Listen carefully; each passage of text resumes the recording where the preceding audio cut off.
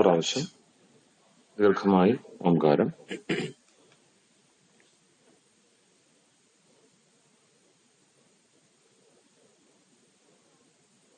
നന്നായി ശ്വാസം എടുത്ത ശേഷം ഓംകാരധ്വനി പുറത്തേക്ക് ഉച്ഛ്വാസത്തോടെ.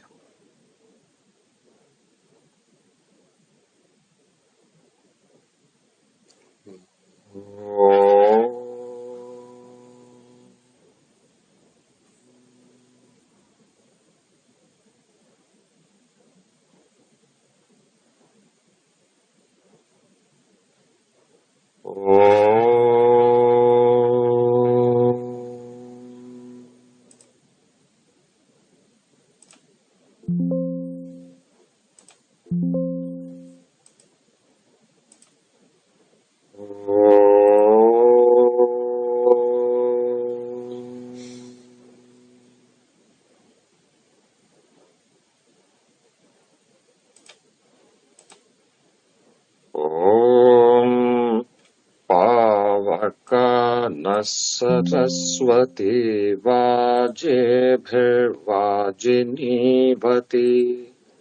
यज्ञं वष्टुधिया वसुः. ओम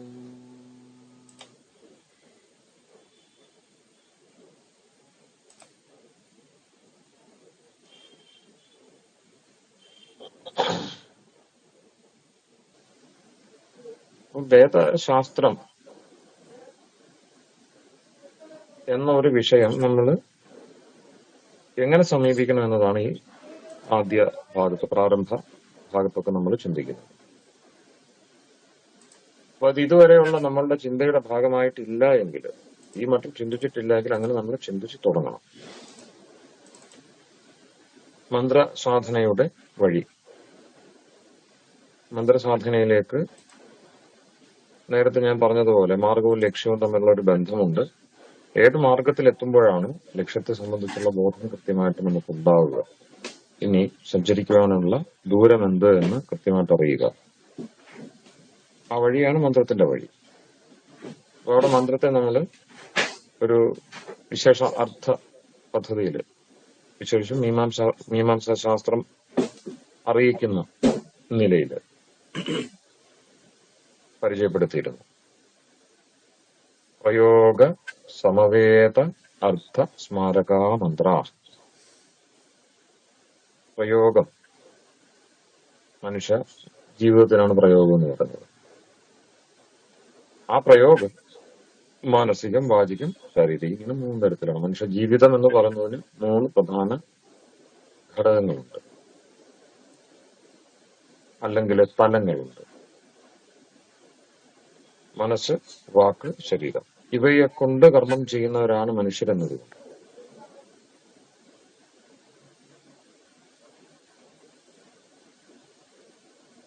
അപ്പോൾ ആ പ്രയോഗം എന്ന് പറയുന്നത്, പ്രയോഗം എന്ന് ശാസ്ത്രം പറയുന്നത്, ഇത് ഏതാണ്ട് അതുപോലെ തന്നെ സയൻസിന്റെ പശ്ചാത്തലത്തിലുമുണ്ട്. ഞാൻ സൂചിപ്പിച്ചു, കാൾ മാർക്സ് തുടങ്ങിയുള്ളവര്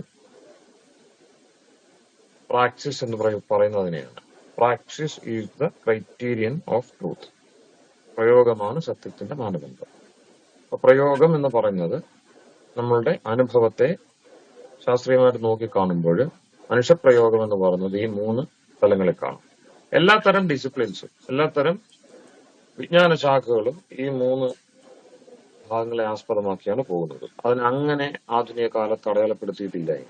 ആധുനികര് കൃത്യമായിട്ട് ഈ 3 തലത്തിൽ നിന്ന് തന്നെയാണ്, 3 നേരായ വേര് എന്ന് പറയുന്നില്ല എങ്കിലും മനസ്സ്, വാക്ക്, ശരീരം. അപ്പൊ മാനസികമായ പ്രയോഗമുണ്ട്. പ്രയോഗത്തിനൊരു മാനസിക തലമുണ്ട്, പ്രയോഗത്തിനൊരു വാചിക തലമുണ്ട്, പ്രയോഗത്തിനൊരു ശാരീരിക തലമുണ്ട്. ഇതുമായി ബന്ധപ്പെട്ടാണ് നമ്മളുടെ ശാസ്ത്രീയ വ്യവഹാരങ്ങൾ. എല്ലാ വ്യവഹാരങ്ങളും പോകുന്നു, ശാസ്ത്രവും അങ്ങനെ തന്നെയാണ്. അപ്പൊ വാസ്തവത്തില് സയൻസ് പഠിക്കുന്നതാവട്ടെ, ഏതെങ്കിലും വിജ്ഞാന ശാഖ, അതുപോലെ തന്നെ ശാസ്ത്രം പഠിക്കുന്നത് തുല്യമായിട്ട്. കാരണം ഈ 3 പ്രധാനപ്പെട്ട അംശങ്ങളാണ് നമ്മളുടെ മനുഷ്യ ജീവിതത്തിലുള്ള പ്രയോഗത്തിനുള്ള. അപ്പൊ പ്രയോഗ സമവേത അർത്ഥസ്മാരക മന്ത്ര, പ്രയോഗത്തോട് ചേർന്ന് നിന്ന്, മനുഷ്യ ജീവിതത്തോട് ചേർന്ന് നിന്ന് അർത്ഥത്തെ സ്മരിക്കുന്നു. അർത്ഥത്തെ സ്മരിക്കുക, സ്മരണ നൽകുന്നു, അർത്ഥത്തിന്റെ സ്മരണ നൽകുന്നു. അർത്ഥസ്മാരകങ്ങളാണ്. അപ്പൊ മന്ത്രങ്ങൾ അർത്ഥസ്മാരകങ്ങളാണ്. ഇതൊക്കെ കുറിച്ചു വെക്കണം. ഏതെങ്കിലും തുണ്ടുകടലാസിലല്ല, മനസ്സിൽ എഴുതാൻ ശീലിക്കണം. നമുക്ക് ജീവിതകാലം മുഴുവനും എഴുതാനുള്ള ഒരു ഇടമാണ് എഴുതി വെക്കാനുള്ളത്. വേണ്ടത് എഴുതി സൂക്ഷിക്കാനുള്ള ഇടമാണ് മനസ്സ്. മനസ്സിൽ എഴുതുക എന്നത് കൂടി ഈ മന്ത്ര സാധനയുടെ പ്രധാനപ്പെട്ട ഒരു ഘടകമാണ്. മനസ്സിൽ എഴുതാൻ ശീലിക്കണം. മനസ്സിനെ പേപ്പറായി കണ്ടുകൊണ്ട് അവിടെ എഴുതണം. മന്ത്രങ്ങള് അത് കഴിവതും ദേവനാഗരി രൂപത്തിൽ തന്നെ മന്ത്രങ്ങൾ നമ്മളുടെ മനസ്സിൽ വരിക. കുറച്ച് മന്ത്രങ്ങളെ പഠിച്ചോളൂ എങ്കിലും അത് മനസ്സിൽ അങ്ങനെ വരണം. അപ്പം പ്രയോഗ സമവേദ അർത്ഥസ്മാരക മന്ത്ര. അർത്ഥസ്മാരകങ്ങളാണ് മന്ത്രങ്ങൾ. അവയുടെ സ്വഭാവം എന്താണ്? പ്രയോഗത്തോട് ചേർന്ന് നിൽക്കുന്നവയാണ്. പ്രയോഗം എന്ന് വെച്ചാൽ മനുഷ്യപ്രയോഗം, മനുഷ്യജീവിതം. ആ പ്രയോഗത്തിന് 3 തലങ്ങളുണ്ട്, അംശങ്ങളുണ്ട്: മനസ്സ്, വാക്ക്, ശരീരം. അതില് പ്രത്യേകമായി നമ്മൾ ശ്രദ്ധിക്കേണ്ട, മനുഷ്യർ ശ്രദ്ധിക്കേണ്ടത്, എല്ലാ ജീവജാലങ്ങൾക്കും ഈ ജീവിതം ഉണ്ടല്ലോ, എല്ലാവരും ജീവിക്കുകയാണ് എന്ന് മാത്രമല്ല, ഭാരതീയ ചിന്തയില്, വൈദിക ദൃഷ്ടിയില് ജീവൻ അടിസ്ഥാനപരമായി ഒന്ന് തന്നെയാണ്. നിരതിശയാശ്ചേതന. ചേതനങ്ങൾക്കിടയിൽ ഭേദമില്ല. ഒന്നിനെ വെന്ന് നിൽക്കുകയല്ല, ഒന്നിനേക്കാൾ താഴ്ന്ന് നിൽക്കുകയല്ല. മൗലിക സത്തയില്, വാസ്തവത്തില്, തത്സ്വരൂപത്തില് അവ സമാനങ്ങളാണ്, നിരതിശയങ്ങളാണ്. ഒന്ന് മറ്റൊന്നിനെ വെന്നുകൊണ്ട് നിൽക്കുകയല്ല, സമാനമായ നിലയിലാണ്. ഇതാണ് മൗലികാവസ്ഥ. അപ്പം ആത്മാക്കളുണ്ട് ഓരോ ശരീരത്തിലും, വിശേഷിച്ചും അനുഭവിയായി. എന്റെ ശരീരത്തിന് അത് ജീവനുള്ളതാണ് എങ്കിലും അതിൽ ഒരാത്മാവെ അനുഭവിയായി ഉണ്ടാവുകയുള്ളൂ. എന്നാൽ അനുശയിയായി, അതിനെ ആശ്രയിച്ചുകൊണ്ട് അതിന് ചുറ്റും, അതിനുള്ളിൽ തന്നെ നിരവധി എണ്ണമറ്റ ആത്മാക്കള്, ജീവജാലങ്ങളുണ്ട്, സൂക്ഷ്മജീവികളുണ്ട്. നമ്മളുടെ ശരീരത്തെ ഏതെങ്കിലുമൊക്കെ തരത്തിൽ ഉപയോഗിക്കുന്ന, അതിന്റെ ഭാഗമായിട്ട് നിൽക്കുന്ന അണുക്കള്, സൂക്ഷ്മജീവികള്, രോഗാണുക്കള്, ഇവയെല്ലാം അനുശയികളാണ്. പക്ഷെ ഈ ശരീരത്തിന്റെ ഭാഗമായി അവ ചെയ്യുന്ന കർമ്മങ്ങളുടെ ഒന്നും ബാധ്യത അവയ്ക്കില്ല. എന്റെ ശരീരത്തില് ഏതെങ്കിലും തരത്തില് ബാക്ടീരിയ, വൈറസ് ഇങ്ങനെയുള്ള അവ പ്രവർത്തിച്ചുകൊണ്ടിരിക്കുന്നു. അല്ലെങ്കിൽ കുറച്ചുകൂടെ സ്ഥൂലങ്ങളായിട്ടുള്ള ജീവജാലങ്ങൾ ഉണ്ടാവാം, ഫംഗസ്, അല്ലെങ്കിൽ നമ്മളുടെ കൊതുക് തുടങ്ങിയുള്ള കൊതുക്, പേന്, ഇങ്ങനെ ശരീരത്തിൽ വന്നു പോകുന്ന വിയർപ്പിന്റെയും മറ്റും സ്വേദജങ്ങളായിട്ടുള്ള 4 വഴികളിലൂടെയാണ് ജീവൻ ശരീരമെടുക്കുന്നത്. അതിൽ പ്രധാനപ്പെട്ട ഒന്നാണ് സ്വേദജം, സ്വെറ്റ് എന്ന് ഇംഗ്ലീഷിൽ പറയുമല്ലോ, വിയർപ്പ്. അപ്പം ആർദ്രത തുടങ്ങിയുള്ള അനുകൂല സാഹചര്യം വരുമ്പോൾ, ജലാംശം, ജലീയമായ ഒരു സാഹചര്യം അനുകൂലമായിരിക്കും, ജീവന്റെ തുടിപ്പവിടെ ഉണ്ടാവും. അപ്പൊ സ്വേദജങ്ങള് ശരീരത്തില് അനേകം ഈ സ്വേദജ ജീവികൾ നമ്മുടെ ശരീരത്തെ ആശ്രയിക്കുന്നുണ്ട്. നമ്മുടെ ശരീരത്തിലാണ് എങ്കിലും നമ്മളുടെ ശരീരം ചെയ്യുന്ന, ഈ ശരീരത്തിൽ നടക്കുന്ന മാനസിക, വാചിക, ശാരീരിക കർമ്മങ്ങളുടെ ബാധ്യത അവയ്ക്കില്ല. അതൊരാത്മാവിന് മാത്രമേ.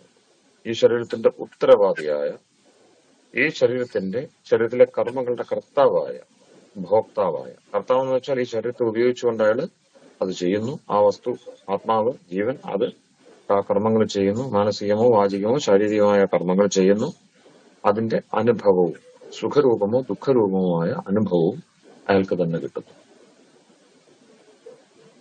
ഇതാണൊരു സാധാരണമായ നമ്മളുടെ 2 വിദ്യാ സമ്പ്രദായങ്ങൾ, സയൻസും അതുപോലെ തന്നെ ശാസ്ത്രവും പൊതുവായി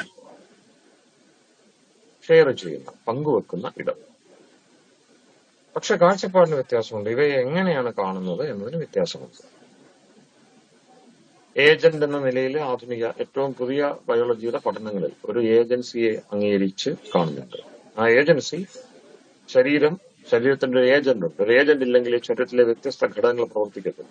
ഇവ ആർക്ക് വേണ്ടിയാണ് പ്രവർത്തിക്കുന്നത്? ഇതെല്ലാം തമ്മിൽ അങ്ങോട്ടും ഇങ്ങോട്ടും വെൽ കണക്റ്റഡ് ആണ്. ഇപ്പൊ സാധാരണ നിലയിൽ മോട്ടോർ നെർവസ് സിസ്റ്റം എന്നൊക്കെ പറഞ്ഞ പോലെ ഈ ശരീരത്തിന്റെ ബാഹ്യ ആഭ്യന്തര ഘടകങ്ങൾ അവര് ആദ്യം കണ്ടിരുന്നത് പ്രോട്ടോപ്ലാസം, ശരീരത്തിന്റെ ബാഹ്യഘടകങ്ങൾ, ശരീരം എന്ന് നമ്മൾ പറയുന്നു. പിന്നെയോ സൈക്കോപ്ലാസം, അതിന്റെ മാനസികമായിട്ടുള്ള ഉള്ളിലുള്ള. അപ്പം അകപ്പുറം നിറഞ്ഞിരിക്കുന്ന ഒരു കൺവേയൻസ്, അങ്ങോട്ടും ഇങ്ങോട്ടും ആശയവിനിമയം നടക്കുന്നുണ്ട്. നമ്മൾ ചിന്തിച്ചാലും ഇല്ലെങ്കിലും ചിന്തിക്കാതെയും ഒരു നിലനിൽപ്പിന്റെ ഒരു വ്യവസ്ഥ അവിടെ ഉണ്ട്. പലതും നമ്മൾ ചിന്തിച്ചിട്ടല്ല ചെയ്യുന്നത്. ചിന്തിക്കാത്തത്, ആലോചിക്കാത്തത്, ഇഷ്ടപ്പെടാത്തത് മനസ്സിൽ വന്നു പോകുന്നുണ്ട് നിയന്ത്രിക്കാനാവാതെ. അത് ശരീരത്തിലൂടെ, വാക്കിലൂടെയൊക്കെ പുറത്തു വരുന്നുണ്ട്. പലപ്പോഴും നമുക്ക് നിയന്ത്രിക്കാനാവുന്നില്ല. അപ്പം എവിടെയൊക്കെയോ ഓട്ടോമേറ്റഡ് ആയിട്ടുള്ള അല്ലെങ്കിൽ ഡ്രിവണായ, അത് നമ്മളുടെ പഴയ ഒരു വലിയ ഒരു പ്രസ്ഥാനമുണ്ട്. തീരെ പഴയതല്ല, കഴിഞ്ഞ നൂറ്റാണ്ടിനെ വളരെയധികം സ്വാധീനിച്ച ഒരു ചിന്താ പ്രസ്ഥാനമാണ് എക്സിസ്റ്റൻഷ്യലിസം. നമ്മുടെ ഇവിടെ 80കളിലും മറ്റും ആധുനിക കവികളും മറ്റും കേരളത്തിലെ ആധുനികത എന്ന് പറഞ്ഞവരേറ്റെടുത്ത അത്തരം സമ്പ്രദായങ്ങളിലൊക്കെയും അതിന്റെ ആധാരശിലയായിരുന്നത് ഈ എക്സിസ്റ്റൻഷ്യലിസമാണ്, അസ്തിത്വവാദം. അപ്പൊ അവര് പറയുന്നു നമ്മൾ എടുത്തെറിയപ്പെട്ട നിലയിലാണ്. എടുത്തെറിയപ്പെട്ട നില, ഒരു ഗിവൺനെസ്, ഒരു ത്രോൺനെസ്. ഏതോ ഒരു സ്ഥലകാലത്തിൽ നമ്മൾ വന്നുപെടുന്നു, ആരോ എടുത്തെറിഞ്ഞു, എങ്ങനെയോ ഇവിടെ വന്നു ചേർന്നു. പിന്നെയോ എന്തൊക്കെയോ നൽകപ്പെട്ടിരിക്കുന്നു, ഗിവൺനെസ്. അത് നമ്മൾ ഇഷ്ടപ്പെടുന്നതാണെന്നില്ല. നമ്മളുടേത്, ഞാൻ, എന്റേത് എന്നൊക്കെ തിരിച്ചറിയുന്നു. അതെല്ലാം നമുക്ക് ഇഷ്ടമുള്ളതാവണം എന്നില്ല. അപ്പൊ അങ്ങനെ ഒരു ഗിവൺനെസ് അല്ലെങ്കിൽ ത്രോൺനെസ് ഉണ്ട് നമുക്ക്. ഇതൊക്കെ എല്ലാവരും മാനിക്കുന്നുണ്ട്. പിന്നെ അതിന്മേല് അധികം ആരും ചിന്തിച്ചു പോകുന്നില്ല. മറ്റു തരത്തിൽ ഇങ്ങനെ ഒരു വലിയ ഫ്ലക്സില്, ഒരു വലിയ പ്രവാഹത്തില് പെട്ടുകൊണ്ട് നമുക്കിതൊന്നും ചിന്തിക്കാനേ സാധാരണ നിലയിൽ പറ്റാത്ത നിലയിൽ അങ്ങനെ പോവുക ചെയ്യുന്നത്. പക്ഷെ ഈ ചിന്തകൾ ഞാൻ പറഞ്ഞു വന്നത് പാശ്ചാത്യദേശത്തും ഭാരതത്തിലും എവിടെയൊക്കെ മനുഷ്യർ ചിന്തിക്കുന്നുവോ അവിടെയൊക്കെ സമാനമായി ഷെയർ ചെയ്യുന്നു, അങ്ങോട്ടും ഇങ്ങോട്ടും പങ്കുവെക്കുന്ന ആശയ തലങ്ങളുണ്ട്. അതിൽ പ്രധാനപ്പെട്ട ഒന്നാണ് ഈ പറഞ്ഞ 3 പ്രധാനപ്പെട്ട തലങ്ങൾ നമുക്കുണ്ട്: മനസ്സ്, വാക്ക്, ശരീരം. അപ്പൊ അതിൽ വാക്കിന് പ്രത്യേകമായിട്ട് അവര് പഠിക്കുന്നില്ല, അല്ലെങ്കിൽ പ്രത്യേക ഒരു അസ്തിത്വം അതിന് കൊടുക്കുന്നില്ല. അപൂർവമായിട്ട് അങ്ങനെ പാശ്ചാത്യ ദേശത്ത് വ്യവഹാരം. അപ്പൊ ഇതിന് വ്യത്യാസമില്ല.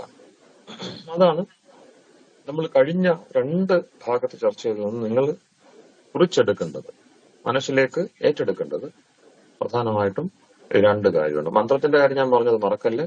ഈ 3 തലങ്ങളിലും, മനസ്സ്, വാക്ക്, ശരീരം, ഈ 3 തലങ്ങളിലും മന്ത്രം പ്രയോഗത്തെ സമവേദം, സമവായം എന്ന് വെച്ചാല് അതില്ലാതെ ഇതില്ല എന്ന മട്ടിൽ ചേർന്നിരിക്കുന്നതിനാണ് സമവായ സംബന്ധമുള്ളത്. അപ്പോൾ നമ്മൾ ഒരു തുണിയെ വെള്ള തുണി എന്ന് പറയാൻ കാരണം വെള്ള നിറത്തിലുള്ള നൂലുകൾ അത് ചേർന്നിരിക്കുന്നുണ്ട്. അപ്പൊ തുണിയും നൂലുകളും തമ്മിലുള്ള ബന്ധം എന്ന് വെച്ചാൽ നൂലില്ലെങ്കിൽ തുണിയില്ല. തുണിയും നൂലും ഒന്നാണ്. അതില് വെള്ള നിറം ചേർന്നിരിക്കുന്നത്, ആ നൂലുള്ളിടത്തോളം ആ നൂലിനും നമ്മൾ എങ്ങനെയാണോ ബന്ധപ്പെടുത്തി അവയെ തുണിയാക്കിയത് അത്ര കാലവും ആ നിറം അവിടെ ഉണ്ട്. അപ്പൊ അതിന്റെ മൗലികമായ അതുണ്ടെങ്കിൽ ഇതുണ്ടായിരിക്കും എന്ന നിലയിൽ അവിനാഭാവ സംബന്ധം എന്ന് പറയും. അവിനാഭാവ സംബന്ധം, കൺകോമിറ്റൻസ് എന്നൊക്കെ നമുക്ക് വേണം ഇംഗ്ലീഷിൽ പറയാം. നമ്മുടെ ശരീരത്തിന്റെ അവസ്ഥ ഏതാണ്? ഞാൻ ഇന്ന കാലത്ത് ജനിച്ചു, ഇന്ന അവസ്ഥകളിലൂടെ പോകുന്നു. അപ്പൊ അവിടെ നമ്മൾ വളർന്നു, ഒരു നിശ്ചിത ഉയരത്തിലെത്തി. നമുക്ക് ചില ഫീച്ചേഴ്സ് ഉണ്ട് ശരീരത്തിൽ.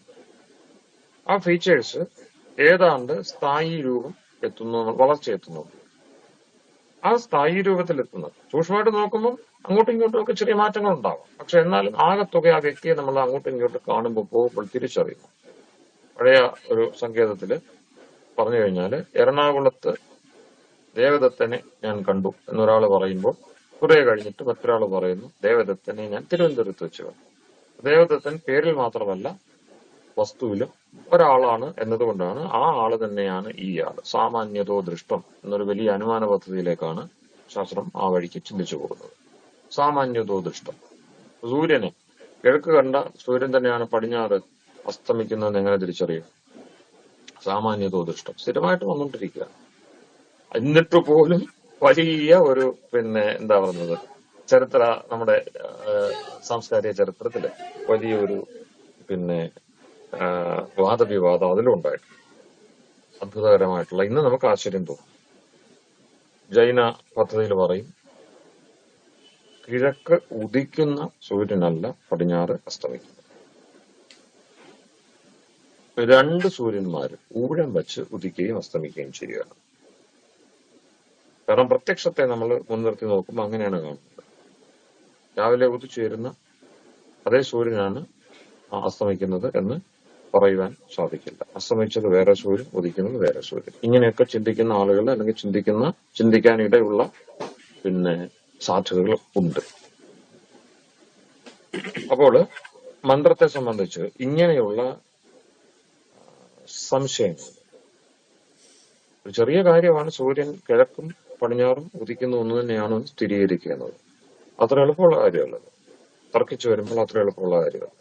അപ്പൊ അങ്ങനെയുള്ള കാര്യങ്ങളിൽ പോലും നമുക്ക് തിട്ടമുണ്ടാവില്ല. അപ്പൊ തിട്ടമുണ്ടാവുന്നത് സമവായത്തെ അറിയുമ്പോഴാണ്.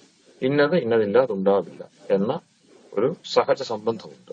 അപ്പൊ അതാണ് മന്ത്രം നമുക്ക് നൽകുന്നത്. പ്രയോഗ സമവേദ അർത്ഥ സ്മാരക മന്ത്ര. ഇത് മനസ്സിലൊന്ന് കുറിച്ചു വെക്കണം. എഴുതിയിട്ടാലും കുഴപ്പമില്ല, പക്ഷെ എഴുതിയിടുന്നതിനേക്കാൾ നല്ല ശീലം നമ്മളത് മനസ്സിൽ ഓർത്തെടുക്കാൻ ശ്രമിക്കുക എന്നതാണ്.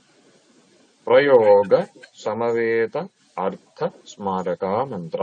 നിങ്ങൾക്ക് അറിയാൻ വയ്യാത്തത് സമവേദം എന്ന ശബ്ദമുണ്ട്. ബാക്കിയെല്ലാം നിങ്ങൾ കേട്ടിട്ടുള്ളൂ. പ്രയോഗം, അർത്ഥം, സ്മാരകം, മന്ത്രം. അപ്പൊ മന്ത്രത്തെ നിർവചിക്കുക മീമാംസാശാസ്ത്രം. എന്താണ് മന്ത്രം എന്ന് പറയുക? അപ്പൊ മന്ത്രം എന്ന് പറയുന്നതിനെ എങ്ങനെ മനസ്സിലാക്കണമെന്ന് പറയുക. എവിടെയാണ് നമ്മളുടെ ശാസ്ത്രം പ്രവർത്തിക്കുന്നത്? കുറച്ച് വാക്കുകൾ, എന്തൊക്കെയോ ധാരണകൾ, അങ്ങനെ പോയിട്ട് കാര്യമില്ല. പരമ്പര എന്ത് ചെയ്യും? തട്ടി നിൽക്കും. ആംനായമാവണം പരമ്പര എന്ന് പറയും. ആംനായം മന അഭ്യാസേ, നിരന്തരമായിട്ട് ആ സംബന്ധാത് എല്ലാ വഴിക്കും അഭ്യസിച്ച് ഉറപ്പിച്ച് പോകണം. എന്നാലേ പാരമ്പര്യജ്ഞാനം സുദൃഢമായിട്ട് മുന്നോട്ട് പോവുകയുള്ളൂ. നേരത്തെ പറഞ്ഞ പോലെ എന്താണ് അതിന്റെ പ്രയോജനം എന്ത്? പലരും ചോദിക്കും, എന്തിനാണ് പരമ്പര? അതായത് കാലത്തെ ആവശ്യങ്ങൾക്കൊത്ത് പോയാൽ പോലെ. പോകാം, കുഴപ്പമില്ല. പോകുന്നുകൊണ്ട് നമ്മൾ ഏറെപ്പേരും. പക്ഷെ വഴിയെ സംബന്ധിച്ച് തിട്ടമില്ലായ്മ ഉണ്ടാവും. ഞാൻ നേരത്തെ പറഞ്ഞു, ഏത് വഴിയിലെത്തിയാലാണോ നമ്മൾ എവിടെ എത്തി നിൽക്കുന്നു, എത്ര ദൂരം സഞ്ചരിക്കാനുണ്ട്, ലക്ഷ്യവും മാർഗവും തമ്മിലുള്ള ബന്ധം കൃത്യമാക്കി കിട്ടുന്നത്. അപ്പൊ ആ വഴിയിലൂടെ പോകുന്നതല്ലേ നല്ലത്. മഹാജനോ ഏനഗത സപന്ഥ. മഹാജനങ്ങൾ നടന്ന വഴിയാണ്, മഹാത്മാക്കൾ നടന്ന വഴിയാണ് വഴി. അപ്പം മഹാന്മാര് നടന്ന വഴി അത് പരമ്പരയിലാണ്. അതിനെയാണ് പരമ്പര എന്ന് പറയുന്നത്. പരമ്പരാ പ്രമാണം.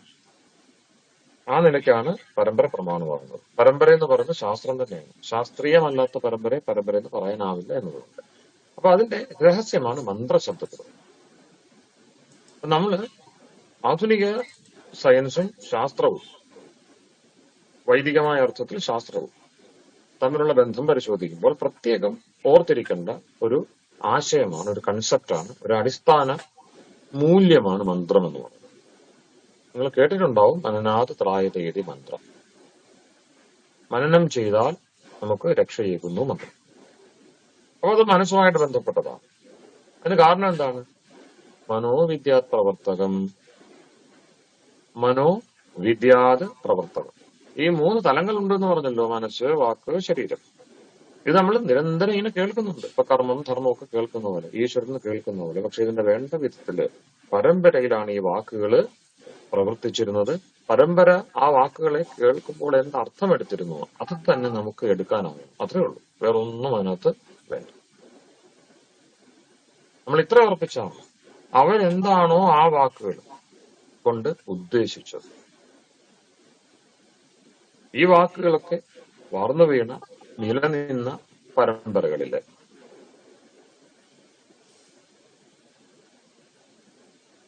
സഹജമായിട്ട് എന്തർത്ഥമാണോ ഉണ്ടായിരുന്നത് അതിനെ മനസ്സിലാക്കാൻ നമുക്കാവുന്നുണ്ടോ എന്നുള്ളതാണ് ഈ ഒരു പദ്ധതിയിലേക്ക് വരുമ്പോൾ ഏറ്റവും വലിയ വെല്ലുവിളി. അതെല്ലായിടത്തും ഉണ്ട്. ആധുനിക സയൻസിനെ സംബന്ധിച്ചു ഐൻസ്റ്റൈൻ എന്ത് ഉദ്ദേശിച്ചു? E=mc² എന്ന് പറയുമ്പോൾ ഇ എന്ന് പറഞ്ഞാല് കൂടുതൽ കൃത്യമായിട്ട് എനർജി, അല്ലെ, മാസ്, വെലോസിറ്റി എന്നൊക്കെ പറയുമ്പോൾ എന്ത് എന്ന് അവരെന്താണ് ഉദ്ദേശിച്ചിട്ടാണ് അങ്ങനെ ഒരു സമവാക്യം ഉണ്ടാക്കിയെന്ന് അറിയേണ്ടതുണ്ടല്ലോ. അത് എത്ര കൃത്യമായിട്ട് അറിയുന്നു അതനുസരിച്ചാണ് പ്രയോഗം സാധിക്കുക. ഇല്ലെങ്കിൽ എന്താ ഈ സിവിൽ ടൈംസ് പലരും പറയും എനിക്കറിയാം, പക്ഷെ പ്രയോഗിക്കാൻ പറ്റുന്നില്ല. ബോംബ് നിർമ്മാണം ഉൾപ്പെടെയുള്ള കാര്യങ്ങളിലൊക്കെ ഉപയോഗിക്കുന്നതാണ്. ബോംബ് എന്ന് വെച്ചാൽ ആറ്റം ബോംബ് തുടങ്ങിയുള്ള സാമഗ്രികളിൽ പോലും ഉപയോഗിക്കുന്ന ഒരു ഒരു സൂത്രവാക്യം. അപ്പം അത് മനസ്സിലാക്കി എന്ന് പറഞ്ഞിട്ട് കാര്യമില്ല. അവരെന്താണോ അതുകൊണ്ട് അതിന്റെ താല്പര്യം, മുഖ്യ താല്പര്യം, ആ മുഖ്യ താല്പര്യം മനസ്സിലാക്കണമെങ്കിൽ അതിന്റെ ടേം ബേസ് ടെർമിനോളജി അറിയണം. ആ കൂട്ടുണ്ടാക്കിയവര് അതുകൊണ്ട് എന്ത് ആണ് ഉദ്ദേശിച്ചത്. അപ്പൊ ആധുനിക സയൻസിനെ സംബന്ധിച്ചും അത് ആവശ്യമാണ്. കൃത്യമായിട്ടുള്ള അർത്ഥബോധമില്ലാതെ ആധുനിക സയൻസിലും നിങ്ങൾക്ക് എന്ത് ചെയ്യാൻ പറ്റില്ല, മുന്നോട്ട് പോകാൻ പറ്റില്ല. സയന്റിഫിക് കൺസെപ്റ്റ്സ്, ടെർമിനോളജി, ഓരോ വാക്കുകൊണ്ടും എന്താണ് ഉദ്ദേശിക്കുന്നത് എന്ന് അവിടെയും അറിഞ്ഞു മതിയാവും. അപ്പൊ അവരും പ്രത്യക്ഷത്തെയാണ് മുന്നുന്നത്. പരീക്ഷണ നിരീക്ഷണ രീതിയാണ് എന്ന് പറഞ്ഞതുകൊണ്ട് മാത്രം കാര്യമില്ല. അതെല്ലാം കോഡ് ചെയ്ത് വെച്ചിരിക്കുന്ന ശബ്ദത്തിലാണ്. ആ ശബ്ദത്തിന്റെ മുഖ്യ താല്പര്യം അറിയാം. അപ്പൊ ഇവിടെ നമ്മളുടെ വെല്ലുവിളി എത്രയോ കാലം മുമ്പാണ് ഈ മന്ത്രാദികളൊക്കെ നമുക്ക് ലഭിച്ചിട്ടുള്ളത്. മന്ത്രാദികളുടെയൊക്കെ പരമ്പര എന്ന് പറയുന്നത് അതല്ല, പരമ്പരയാണ് പ്രമാണം. ആ പരമ്പര വളരെ പ്രാചീനമാണ്, നമ്മളിൽ നിന്ന് കാലം കൊണ്ട് വളരെ അകലെയാണ്. പക്ഷെ എന്നതുകൊണ്ട് വിഷമിക്കാനില്ല. നേരത്തെ പറഞ്ഞ പോലെ നമ്മൾ അവിടെ എന്തുകൊണ്ടാണ് ഈ പരമ്പര പ്രമാണമാണെന്ന് പറയുന്നത്? ആത്മാവ് അനശ്വരമായതുകൊണ്ട്. മനസ്സും വാക്കും ശരീരവും ആ ബാഹ്യ വ്യവസ്ഥകളും ഒക്കെ മാറിയും പറഞ്ഞും വരും. പക്ഷെ അതുകൊണ്ട് ആത്മാവ് മാറില്ല. കാരണം ആത്മാവ് എന്താണ്? അനശ്വരമാണ്. അതുകൊണ്ട് തന്നെ പരമ്പരയുമായി ബന്ധപ്പെടാൻ നമുക്ക് കഴിയും. അതാത് കാലത്തോട് മാത്രം ബന്ധപ്പെട്ട് ഉള്ള അറിവല്ല ആത്മാവിന് വേണ്ടത്, എന്നെന്നും നിലനിൽക്കുന്നതായതുകൊണ്ട്. അതിന്റെ പ്രധാനപ്പെട്ട തർക്കമാണ് എന്തുകൊണ്ട് മന്ത്രവുമായി ബന്ധപ്പെട്ട പരമ്പര, അതിനെ എന്തുകൊണ്ട് മനസ്സിലാക്കണം, സ്വീകരിക്കണം, ഉപാസിക്കണം, അതിൽ നിന്നും അറിവ് നേടണം. താത്കാലികമായിട്ടുള്ള ആവശ്യങ്ങൾക്ക് തീർച്ചയായിട്ടും പ്രകൃതിയുമായി ബന്ധപ്പെട്ട ആവശ്യങ്ങൾ, ശരീരത്തിന്റെ ബാഹ്യ അവസ്ഥകള്, ജീവിത പശ്ചാത്തലം, അതിലെല്ലാം നിലനിൽക്കുന്ന അറിവ്, കറന്റ് നോളജ് എന്ന് പറയുന്നത് നമുക്ക് ആവശ്യമാണ്. അതെല്ലാ കാലത്തും ഉണ്ട്. അത് ഈ കാലത്ത് മാത്രമല്ല. ഈ സയൻസ് എന്നൊക്കെ പറയുന്നത് ഈ കാലത്ത് മാത്രമല്ല, എല്ലാ കാലത്തും ഉണ്ട്. എവിടെയൊക്കെ പരിഷ്കൃതി ഉണ്ടോ അവിടെയൊക്കെ സയൻസ് ഉണ്ട്. അതിന്റെ പേരൊക്കെ മാറും. സംജ്ഞാഭേദമാത്രം ഇതം എന്ന് ന്യായദർശനം പറയും. ഈ കാര്യങ്ങളിലൊക്കെ പേര് അവിടെ ഇവിടെയൊക്കെ മാറും. ഏത് സംസ്കൃതിയിലാണോ, ഏത് സംസ്കൃതിയുടെ പ്രാബല്യത്തിലാണോ ആ പദം വരുന്നത്. ഇപ്പോൾ ഇംഗ്ലീഷ് ആണെങ്കിൽ ആ ഇംഗ്ലീഷിലെ വാക്ക്, ഇംഗ്ലീഷുകാർ പ്രതിനിധാനം ചെയ്യുന്ന സംസ്കൃതിക്കാണ് ഇക്കാലത്തിൽ കൂടുതൽ ഊറ്റമെങ്കില്, അധികാരമെങ്കില് ആ പദം അതുമായി ആ ഭാഷയുമായി ബന്ധപ്പെട്ട് അവരുടെ സംസ്കൃതിയുമായി ബന്ധപ്പെട്ട ഒരു പദമായിരിക്കും അതിൽ വ്യവഹാരത്തിൽ മുൻപ് നിൽക്കുന്നത് എന്നേ ഉള്ളൂ. അതേക്കാലത്തും അങ്ങനെ തന്നെയാണ്. പക്ഷെ അത് ഒഴിച്ചു കഴിഞ്ഞാല് ബാക്കി എന്താണ്? തത്വത്തിൽ ഈ സംഗതികൾ സമാനമാണ്. നമ്മൾ അവിടെ കാണേണ്ടത് തത്കാലത്തേക്കുള്ള അതാത് കാലത്ത് മാറി മറിയുന്ന ഭാഷയും മാറി മറിയുക. ഇന്ന് ഇംഗ്ലീഷ് ആണെങ്കിൽ നാളെ വേറൊരു ഭാഷ വരും, ഫ്രഞ്ച് വരും, കുറച്ചു മുമ്പ് ഫ്രഞ്ച് ആയിരുന്നെങ്കിൽ അത് കഴിഞ്ഞിട്ട് ജർമ്മൻ വരും. ഇതിങ്ങനെ മാറിക്കൊണ്ടിരിക്കും. അല്ലെങ്കിൽ ഹിന്ദി വരും. 12 ലോകത്തിലെ ഏറ്റവും പ്രധാനപ്പെട്ട അധികാര ഭാഷകളിൽ ഒന്നാണ് ഹിന്ദി. ഹിന്ദി അതിന്റെ കുതിപ്പ് കാലങ്ങളായിട്ട് തുടരുകയും നിലനിർത്തുകയും കൂടുതൽ ഉയരത്തിലേക്ക് എത്തുകയും ചെയ്യുക. വിശ്വഭാഷയായിട്ട്, വൈശ്വിക ഭാഷയായിട്ട് ഹിന്ദിയും രംഗത്തുണ്ട്. അപ്പൊ ഇതിങ്ങനെ മാറി മാറി വരും. ഈ മാറി മാറി വരുന്ന ഭാഷകൾക്ക് എന്തു ചെയ്യാൻ പറ്റില്ല? ആത്മാവിന്റെ നിത്യങ്ങളായ ആവശ്യങ്ങളെ നിർവഹിക്കാനാവില്ല. അതുകൊണ്ടാണ് അവിടെ നമ്മൾ സംസ്കൃതം എന്നൊരു ഭാഷയെ മുന്നോട്ട് വെക്കുന്നത്. അല്ലെ പരമ്പര അങ്ങനെ ഒരു ഭാഷയെ സൂക്ഷിക്കുന്നു. അപ്പം ആത്മാവിന് വേണ്ട കാര്യങ്ങൾ, നിത്യ അസ്തിത്വത്തിന് വേണ്ട കാര്യങ്ങൾ, എല്ലാ കാലത്തേക്കും വേണ്ട കാര്യങ്ങൾ, എല്ലാ സ്ഥലത്തേക്കും വേണ്ട കാര്യങ്ങൾ, അതിനൊരു കോമൺ പൂള് വേണം. ആ കോമൺ പൂൾ എന്ന് പറയുന്നത് സംസ്കൃതമാണ്. അതുകൊണ്ടാണ് നമ്മൾ എല്ലാവർക്കും വേണ്ട ജലാശയം, ആർക്ക് വേണമെങ്കിലും വന്ന് ജ്ഞാനദാഹം തീർക്കുവാൻ വേണ്ട ഒരു വ്യവസ്ഥയാണ് സംസ്കൃതത്തിലുള്ളത്. ആ സംസ്കൃതത്തിന്റെ ഈ പറഞ്ഞ വ്യവസ്ഥയുടെ കൃത്യമായ പേരാണ് മന്ത്രം. അപ്പൊ ആ മന്ത്രം എന്ന് പറയുന്ന ആ കൂട്ടം വ്യവസ്ഥിതമായിരിക്കുന്ന സംസ്കൃത ഭാഷയിലാണ്. ഭാഷയുടെ കാര്യം കൂടി ഇടയ്ക്ക് ഞാൻ പറഞ്ഞു തന്നിട്ടുണ്ട്. അപ്പൊ ഈ മന്ത്രത്തിന്റെ പ്രത്യേകത എന്താണ്? മറക്കല്ല്, പ്രയോഗ, സമവേദ, അർത്ഥ, സ്മാരക മന്ത്ര. ജീവിതത്തിലെ അവസ്ഥാന്തരങ്ങള് എന്തൊക്കെ പ്രയോഗ സാഹചര്യങ്ങളിലൂടെയാണോ, ജീവിതാനുഭവങ്ങളിലൂടെയാണോ നമ്മൾ മുന്നേറുന്നത്, പോകുന്നത്, അവിടെയൊക്കെ നമുക്ക് അർത്ഥത്തെ ഓർമ്മിപ്പിക്കുന്നത്. What is meaningful here and there. അവിടെ ഇതായിരുന്നു, ഇവിടെ ഇതായിരുന്നു എന്ന് പിന്നീട് നമുക്ക് ചിന്തിച്ച് അയ്യോ അങ്ങനെ ആയിരുന്നില്ല ചെയ്യേണ്ടത്, ഇങ്ങനെ ആയിരുന്നില്ല ചെയ്യേണ്ടത് എന്ന ഒരു വീണ്ടുവിചാരം ഉണ്ടായി, പശ്ചാത്താപമുണ്ടായി, അപ്പോഴത്തേക്കും എന്ത് ചെയ്തു? ചുരുങ്ങിയ സമയം കൊണ്ട് നമുക്ക് എന്താണോ ചെയ്തെടുക്കേണ്ടത് അത് ചെയ്യാൻ കഴിയാതെ ജീവിതവും അതുപോലെ തന്നെ നമ്മളുടെ ഈ ചെറിയ ആയുസ്സുമൊക്കെ വഴി മുട്ടിപ്പോകുന്ന, മാർഗരോധമുണ്ടാകുന്ന, ലക്ഷ്യത്തിൽ നിന്ന് നമ്മൾ വളരെ അകലെയായി പോകും, അഥവാ ലക്ഷ്യത്തിലേക്ക് എത്തുവാൻ ക്ലേശിക്കുന്ന സ്ഥിതി ഉണ്ടാകും. അതുകൊണ്ടാണ് നേരത്തെ തന്നെ ആത്മാവിന്റെ യാത്ര എന്ത് എന്നത്, യുഗഭേദമൊക്കെ ഉണ്ടാവും, പക്ഷെ ആത്മാവിന്റെ യാത്ര, ആത്മാവിന്റെ വഴി, ഇതൊക്കെ എക്കാലത്തേക്കുമായി തിട്ടപ്പെട്ടിരിക്കുകയാണ്. പുതിയ ആത്മാവൊന്നും ഉണ്ടാവുന്നില്ല. ശരീരാദികളെ പുതുക്കപ്പെടുന്നുള്ളൂ, ആത്മാവ് പുതുക്കപ്പെടുന്നില്ല. നിരതിശയാശ്ചേതന എന്ന് നേരത്തെ പറഞ്ഞു. ഈ ആത്മാവ് ഒരു കാലത്തും പുതുക്കപ്പെടുന്നില്ല. അപ്പൊ എന്നും ഒരേ ആത്മാവാണ് നമ്മൾ. ആ മൗലികമായിട്ട് നമുക്കൊന്നും ഭേദമില്ലാത്തതുകൊണ്ട് എന്തൊക്കെ ഭേദമാണോ വന്നിരിക്കുന്നതൊക്കെ തത്കാലികമാണ്. സ്ഥിരമായ നമ്മളുടെ അസ്തിത്വത്തിന് വേണ്ടതെന്തോ അതിനാണ് പ്രാഥമ്യം കൊടുക്കേണ്ടത്, പ്രാഥമികത കൊടുക്കേണ്ടത്. കാരണം അടിസ്ഥാനപരമായി നമ്മളതാണ്. നമ്മൾ എന്താണോ അതിനാണ് നമ്മൾ പ്രാധാന്യം കൊടുക്കേണ്ടത്. പാശ്ചാത്യ ചിന്തയില് സോക്രട്ടീസിനെ പോലുള്ളവർ പറയും, നോ ദൈ സെൽഫ്, നിങ്ങളെ അറിയണം എന്ന് വെച്ചാൽ നാം നമ്മെ അറിയും. അപ്പൊ അവിടെയാണ് ഇതെല്ലാവർക്കും സാമാന്യമായിട്ട് അറിയും. പക്ഷെ ഇന്ന് പ്രബലമായി നമ്മൾ വിദ്യയുടെ പ്രധാനപ്പെട്ട രൂപം കളയപരം ആയിരിക്കുന്ന സയൻസിനെ സംബന്ധിച്ച് അവിടെ എന്തോ ഒരു കൂടുതൽ ശരിയുണ്ട്, പരമ്പരയൊക്കെ പഴകിപ്പോയി എന്ന ഒരു തെറ്റിദ്ധാരണ വരാൻ ഈ സയൻസ് എന്നതിന്റെ പേര്, സയൻസിന്റെ കുഴപ്പമല്ല, നമ്മളൊക്കെയും സയൻസ് പഠിക്കുന്നവരാണ്, സയൻസിനെ ഉപയോഗിക്കുന്നവരാണ്. പക്ഷെ സയൻസിനെ ഒരു പ്രത്യേക തരത്തിലുള്ള ചില താത്കാലിക സമ്പ്രദായങ്ങളുടെ പ്രചരണ ആയുധമാക്കിക്കൊണ്ട് പരമ്പരയ്ക്ക് നേരെ തിരിച്ചു വെച്ചു, എതിരെ തിരിച്ചു വെച്ചു. പരമ്പരയെ തെളിച്ചെടുക്കുകയും കൂടുതൽ മികവിലേക്ക് നമ്മളുടെ യാത്രയെ ഒരുക്കുകയും ലക്ഷ്യത്തിലേക്ക് കൂടുതൽ നമ്മെ സജ്ജമാക്കുകയും ചെയ്യേണ്ട ഇതാണ് എല്ലാത്തരം വിദ്യാപ്രസ്ഥാനങ്ങളും. പക്ഷെ സയൻസിനെ സംബന്ധിച്ച് പരമ്പരയെ തച്ചുടയ്ക്കുവാൻ വേണ്ടിയുള്ള ഒരു ഉപകരണമാക്കി അതിനെ മാറ്റുന്ന ഒരു രീതി വരും. അപ്പോൾ പരമ്പരയ്ക്ക് ഖേദമുണ്ടാവും, പരമ്പരയെ പറ്റി ചിന്തിക്കുന്നവർക്ക് ഖേദമുണ്ടാവും. അത് മാത്രമല്ല, ആത്മാവിനെ സംബന്ധിച്ച് ആത്മാവെന്നത് ഇന്നത്തെ സമൂഹത്തിൽ, ഇന്നത്തെ പഠനത്തില് അലച്ചു നോക്കണം. കുറച്ചു കാലം കൊണ്ടുവന്നൊരു വിവരിയാണ്. ആത്മാവ് എന്നൊരു സംജ്ഞ, ജീവൻ എന്ന് പറഞ്ഞൊരു സംജ്ഞ, അത് പഠിക്കപ്പെടുന്നേയില്ല, ശ്രദ്ധിക്കപ്പെടുന്നേയില്ല. അതെന്താണ് എന്നത് അറിയാതെയാണ് ഏതാണോ മുഖ്യമായിരിക്കുന്നത്, ഏതാണോ അടിസ്ഥാനമാകേണ്ടത്, അതിനെ മറന്നുകൊണ്ടുള്ള ഒരു യാത്രയിലേക്ക് നമ്മൾ നിർബന്ധമായിട്ട് എല്ലാവരും നയിക്കപ്പെടുന്നു. എന്ന് മാത്രമല്ല, ഈ തെറ്റായ യാത്ര പരമ്പരയെ ഖണ്ഡിച്ചുകൊണ്ട്, പരമ്പരയുടെ ചങ്ങലയെ മുറിച്ചുകൊണ്ടുള്ള യാത്ര കൂടുതൽ ശരിയാണ് എന്ന് ആവേശപൂർവം നമ്മെ എന്ത് ചെയ്യുന്നു? നയിക്കുന്നു, തെറ്റായിട്ട് നയിക്കുന്നു. അവിടെയാണ് മന്ത്രബുദ്ധി വീണ്ടെടുക്കേണ്ടത്. അപ്പം വെറും ബോധം പോലെ, എല്ലാവർക്കും ബോധമുണ്ട്, പക്ഷെ മന്ത്രബോധം വേണം. എങ്കിലേ എന്തുണ്ടാവുള്ളൂ? പരമ്പരയായിട്ട് നമുക്ക് ശരിക്കും ബന്ധപ്പെടാനുള്ളൂ. പ്രയോഗ സമവേദ അർത്ഥസ്മാരക മന്ത്ര. എക്കാലത്തും ആത്മാവ് എന്താണോ ജീവിത സാഹചര്യങ്ങളിൽ അടിസ്ഥാനപരമായിട്ട് ആദർശമായി എടുക്കേണ്ട നിലപാട്, ശരികൾ, അവയാണ് അർത്ഥങ്ങളെന്ന്. ആ അർത്ഥങ്ങൾ ജീവിതത്തിന്റെ മൂല്യ വ്യവസ്ഥയെ അറിയിക്കുന്നു മന്ത്രങ്ങൾ. അപ്പൊ ഇവിടെ സയൻസ് എന്ത് ചെയ്യുന്നു? സയൻസും ശാസ്ത്രവും തമ്മിലുള്ള പ്രധാനപ്പെട്ട വ്യത്യാസം എന്തെന്ന് ചോദിക്കുമ്പോൾ, സയൻസിനെ സംബന്ധിച്ച് അവർ തന്നെ പറയും എംപിരിക്കൽ ആൻഡ് ഇൻസ്ട്രുമെന്റൽ. എംപിരിക്കൽ എന്ന് പറയുമ്പോൾ എപ്പോഴും അത് നമ്മൾ പറഞ്ഞത് പ്രായോഗികത ഉണ്ടാവും.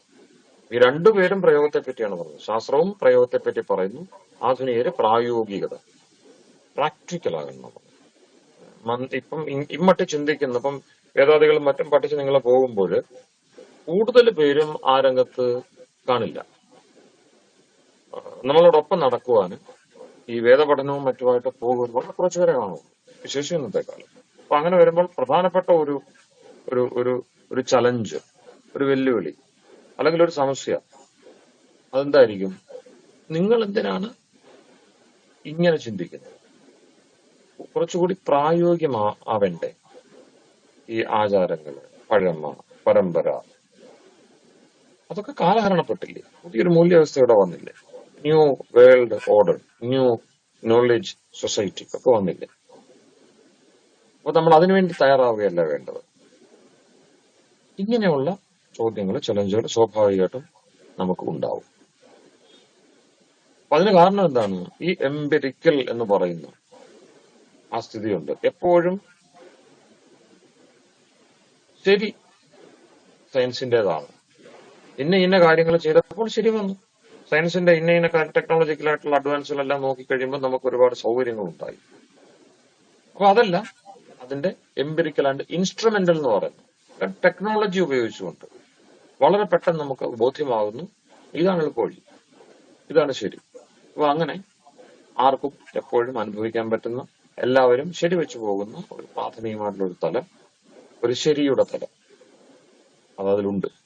അതുകൊണ്ടാണ് സയൻസിന് എന്ത് പറയുന്നത്, പരമ്പരയെ കൈവിട്ടുകൊണ്ട് നമ്മൾ സയൻസിലേക്ക് പോകുന്നത് കൂടുതൽ ആകർഷിക്കപ്പെടുന്നത്. പക്ഷെ അതിനെ ഉപയോഗിക്കുന്ന ആരാണ്? കച്ചവടക്കാരാണ്. കൂടുതൽ കച്ചവട സാധനങ്ങളാണ്. ഒരു വലിയൊരു മാർക്കറ്റ് എക്കണോമി, നമ്മളുടെ ജീവിതത്തെ ഒരു മാർക്കറ്റാക്കി മാറ്റുവാനാണ് അത് കൂടുതൽ ഉപകരിക്കുന്നത്. അത് മറ്റൊരു വിഷയം, അത് അവിടെ നിൽക്കട്ടെ. അതേസമയം ശാസ്ത്രം എന്ത് പറയുന്നു? ശാസ്ത്രം ഈ എംപിരിക്കൽ ബാഹ്യ അനുഭവവുമായി ബന്ധപ്പെട്ട്, പെട്ടെന്ന് സ്ഥിരീകരിക്കാവുന്ന അനുഭവവുമായി ബന്ധപ്പെട്ടല്ല നിൽക്കുന്നത്, മറിച്ച് എക്സിസ്റ്റൻഷ്യലാണ്. നമ്മൾ എന്തുകൊണ്ട് ഇവിടെ വന്നു, എന്തിനു വന്നു, എന്തുകൊണ്ട് ഈ രൂപത്തിൽ വന്നു, ഇതൊന്നും ചിന്തിക്കേണ്ടതല്ലേ? നമ്മുടെ ഈ പാച്ചിലില്, വിശപ്പും ദാഹവും ദൂരത്തുള്ള നമ്മളുടെ ഈ പാച്ചിലില് ഈ കാര്യങ്ങളൊന്നും ചിന്തിക്കേണ്ടതില്ലെങ്കിൽ കുഴപ്പമില്ല. നമ്മൾ കേവലം സജ്ജമാകുക, മാർക്കറ്റിനൊപ്പം സജീവമായിട്ട് പോവുക, മാർക്കറ്റിന്റെ ഫാഷൻ മാറി വരുന്ന മുറയ്ക്ക് നമ്മളെ ഒരുക്കുക, അതിനുവേണ്ടി എന്തൊക്കെ ചെയ്തു കൊടുക്കാമോ അതെല്ലാം ചെയ്തു കൊടുക്കുക. കാരണം ശരിയാതല്ലേ? മാറ്റങ്ങളൊക്കെ ഉൾക്കൊള്ളണ്ടേ? നിരന്തരമായിട്ട് മാറണം. ആ മാറ്റങ്ങളെയൊക്കെ ഉൾക്കൊള്ളണം. കഴിയുമെങ്കിൽ നമ്മളുടെ കുഞ്ഞുങ്ങൾ ഉണ്ടായി വരുമ്പോൾ അവർക്ക് സാധാരണ പാരമ്പര്യത്തിലുള്ള പഴമയിലുള്ള കൈകൾക്ക് 5 വിരലുകളേ ഉള്ളൂ. അവിടെയും പുതുക്കൽ ഉണ്ടാവട്ടെ. 4 വിരലായാലും എന്തോ കുഴപ്പം, ഒരു വിരൽ കൂടി 6 വിരലായാലും എന്തോ കുഴപ്പം? മാറ്റം വേണ്ടേ? അപ്പൊ അങ്ങനെ അടിസ്ഥാന വിഷയങ്ങളിലൊക്കെയും മാറ്റം ചിന്തിക്കണം. എന്തുകൊണ്ട് 2 കണ്ണുകൾ പുറകിലിരുന്നു? എല്ലായിടത്തും ചുറ്റുപാടും കണ്ണുണ്ടായിക്കൂടെ? അതിന്റെ സാധ്യതകളെ പറ്റി ചിന്തിക്കാം. ലാബോറട്ടറികളിൽ അത് നമുക്ക് വികസിപ്പിച്ചെടുക്കാം. എല്ലായിടത്തും കണ്ണുള്ളൂ, തല, ഇതൊക്കെ ചിന്തിക്കാവുന്നതാണ്. അപ്പൊ പുതുമകളെ പറ്റി അങ്ങനെയൊക്കെ നമ്മൾ ചിന്തിക്കണം. പക്ഷേ സാധാരണ നിലയിൽ എത്രയൊക്കെ ആവേശം നമുക്ക് ഈ ആധുനികതയിലുണ്ട് എങ്കിലും, ആ പുതുമയിലുണ്ട് എങ്കിലും, ഏറ്റവും കൂടുതൽ ഫാഷനബിൾ ആയിട്ട് ചിന്തിക്കുന്ന, ആവേശത്തോടുകൂടി ആധുനികതയെ ഒഴുകുന്നവരും സ്വന്തം കുഞ്ഞുങ്ങൾക്ക് 6 വിരൽ വന്നാൽ അവിടെ എന്തോ ഒരു പ്രശ്നമുണ്ട്, ഒരു അനോമലി, അതൊരു സ്വാഭാവിക കാര്യമായിട്ട് കാണുന്നില്ല. അതെന്തുകൊണ്ടാ? ഏറ്റവും പഴയൊരു പാറ്റേൺ അല്ലേ, എല്ലായിടത്തും കാണുന്നതല്ലേ, ഒരു കോമൺ പാറ്റേൺ അല്ലേ, മാറരുത്. എന്താ മാറാത്തെ? മാറ്റത്തെ ആക്കി എല്ലാം മാറി മറിയുന്നു. നമുക്കിടയിൽ ഒരു ദർശനം ഉണ്ടായിരുന്നു, പ്രതീത്യ സമുത്പാദം. ഉണ്ടാവുന്നു, നശിക്കുന്നു, എല്ലാം ക്ഷണികമാണ്. ബൗദ്ധ സമ്പ്രദായത്തിലാണ് ആ ചിന്ത ഏറ്റവും പ്രബലമായിരുന്നത്. എല്ലാം ക്ഷണികമാണ്, സ്ഥിരമായതൊന്നുമില്ല. We are in a flux, നിരന്തരമായ പ്രവാഹത്തിലാണ്. ഗ്രീക്കുകാരൻ പറയും, ഹെറാക്ലിറ്റസ് അവിടുത്തെ ഒരു വലിയ നാസ്തിക ദാർശനികനായിരുന്നു, ഒരു ചിന്തകനായിരുന്നു. അദ്ദേഹം പറയും, നമുക്ക് 2 തവണ ഒരേ നദിയിൽ കാലുകുത്താനാവില്ല. 2 തവണ കാലുകുത്തുന്നുണ്ടെങ്കിൽ 2 നദിയായിരിക്കും. കാരണം പ്രവാഹമാണ്. ആദ്യം ചവിട്ടി നദി ഒഴുകിപ്പോയി, എവിടെയോ പോയി. പക്ഷെ നമ്മൾ അതിനെ നദിയെന്ന് അങ്ങനെ വിളിക്കുന്നു, ഒരു പേരിട്ടിരിക്കുന്നു എന്നേ ഉള്ളൂ. നദി മാറി. ആ നദി നമ്മൾ ആദ്യം തൊട്ട ആ നദി ഇപ്പോഴില്ല, രണ്ടാമത് തൊടുമ്പോഴില്ല, അത് വേറെ. അപ്പൊ ഇങ്ങനെ നിരന്തരം മാറ്റത്തെ പറ്റി പറയുമ്പോഴും നേരത്തെ പറഞ്ഞ വിരലിന്റെയും മറ്റും കുഴപ്പങ്ങൾ അവിടെ കിടക്കുകയല്ലേ, ചിലതൊക്കെ ആവർത്തിക്കുന്നില്ലേ?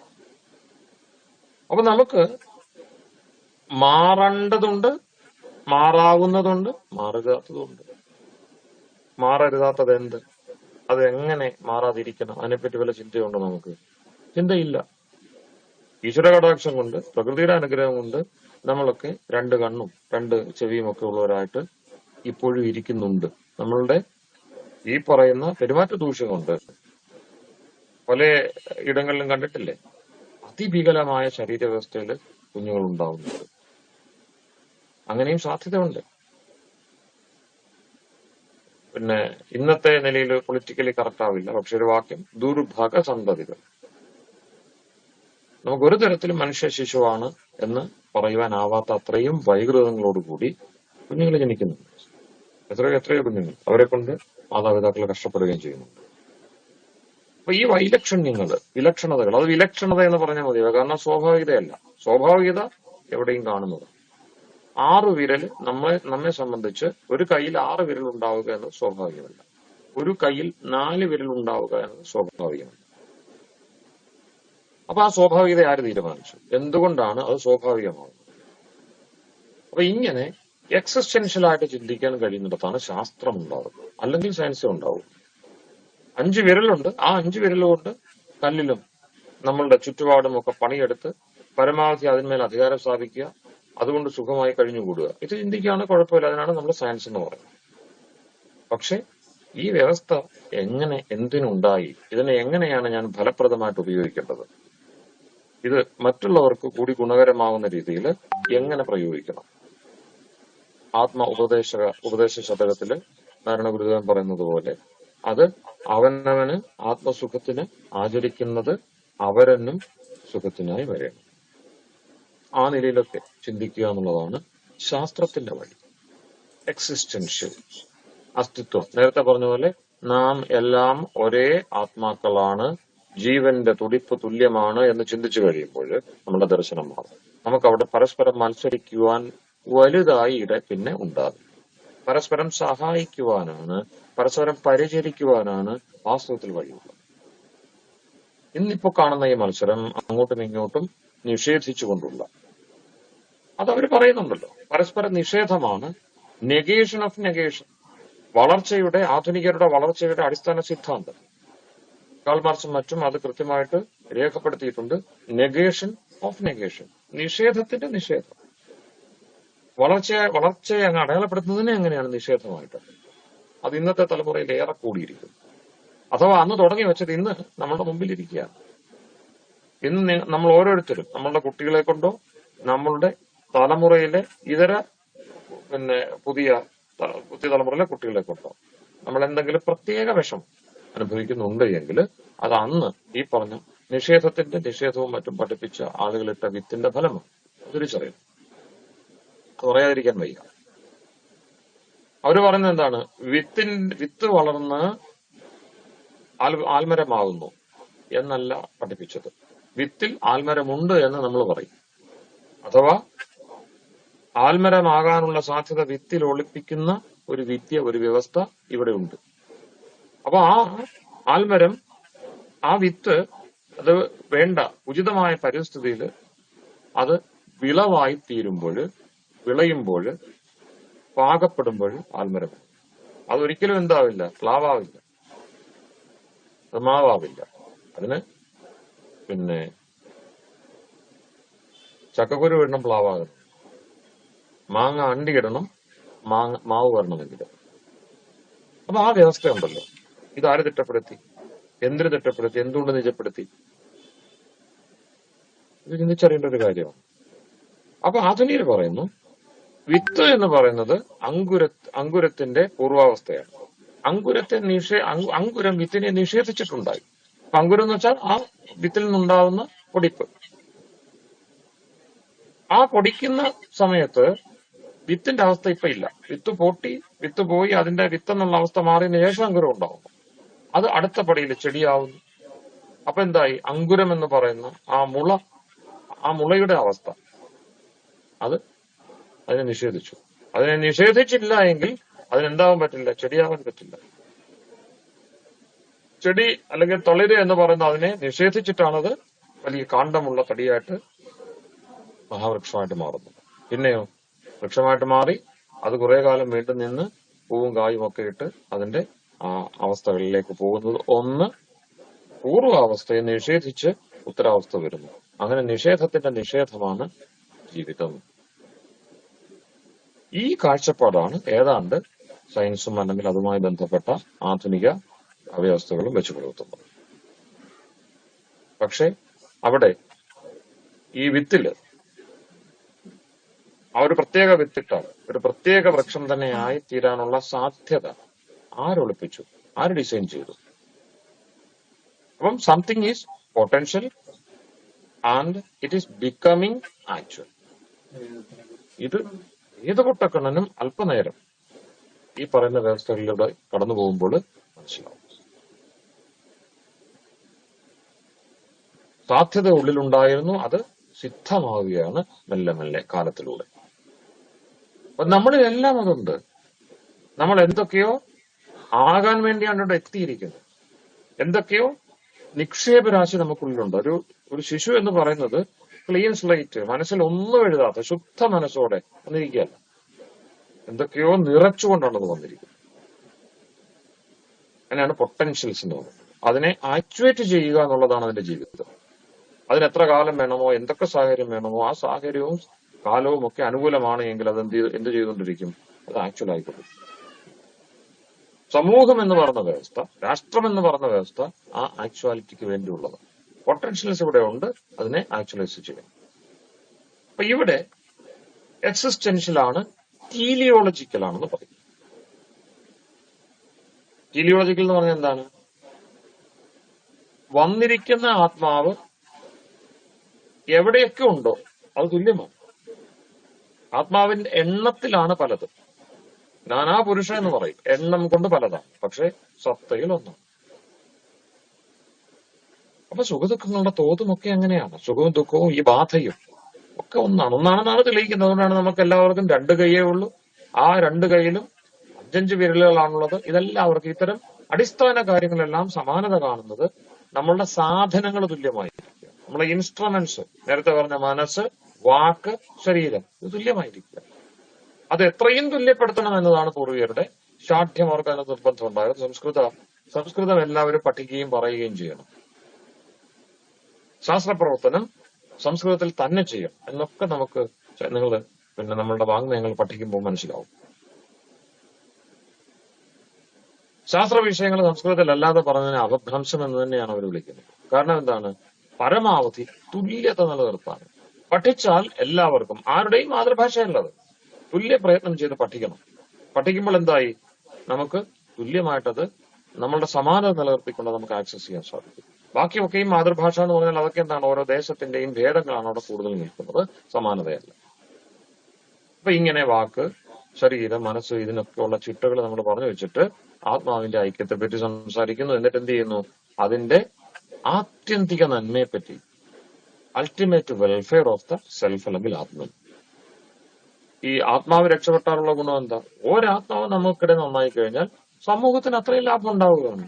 അപ്പോൾ ആത്മാക്കൾ നന്നാകുക അല്ലെങ്കിൽ ആത്മബോധം ഒരു വ്യക്തിക്ക് ഉണ്ടാകുക എന്ന് പറയുന്നത് സമൂഹ നന്മ തന്നെയാണ് അവിടെ സ്വാഭാവികമായിട്ട് ഉണ്ടാവുന്നത്. സമൂഹ നന്മ പ്രത്യേകം ചിന്തിക്കേണ്ടതില്ല. നമുക്കിടയിൽ ഒരു വ്യക്തിക്ക് ബോധം ഉണ്ടായിക്കഴിഞ്ഞാൽ, നേരത്തെ പറഞ്ഞ പ്രാഗ്ബോധം, മന്ത്രബോധം ഉണ്ടായിക്കഴിഞ്ഞാൽ, അത് ചെറിയ തോതിലാവട്ടെ വലിയ തോതിലാവട്ടെ ഉണ്ടായിക്കഴിഞ്ഞാൽ സ്വാഭാവികമായിട്ടും സമൂഹത്തിന് ലാഭമുണ്ടാകും. എത്ര കണ്ട് അയാൾക്ക് മന്ത്രബോധത്തിൽ ഉറച്ചു നിൽക്കാൻ കഴിയും, അത്ര കണ്ട് സമൂഹത്തിന് ഗുണം ഉണ്ടാവും. കാരണം ആത്മാക്കളുടേതാണ് സമൂഹം എന്നതുകൊണ്ട് തന്നെ. അപ്പൊ അവിടെ എന്താണ്? പ്രകൃതിയെ എങ്ങനെങ്കിലും കീഴടക്കുക, പ്രകൃതിയെ ലാഭപ്പെടുത്തുക. അവിടെയാണ് വലിയ വ്യത്യാസം വരുന്നത്.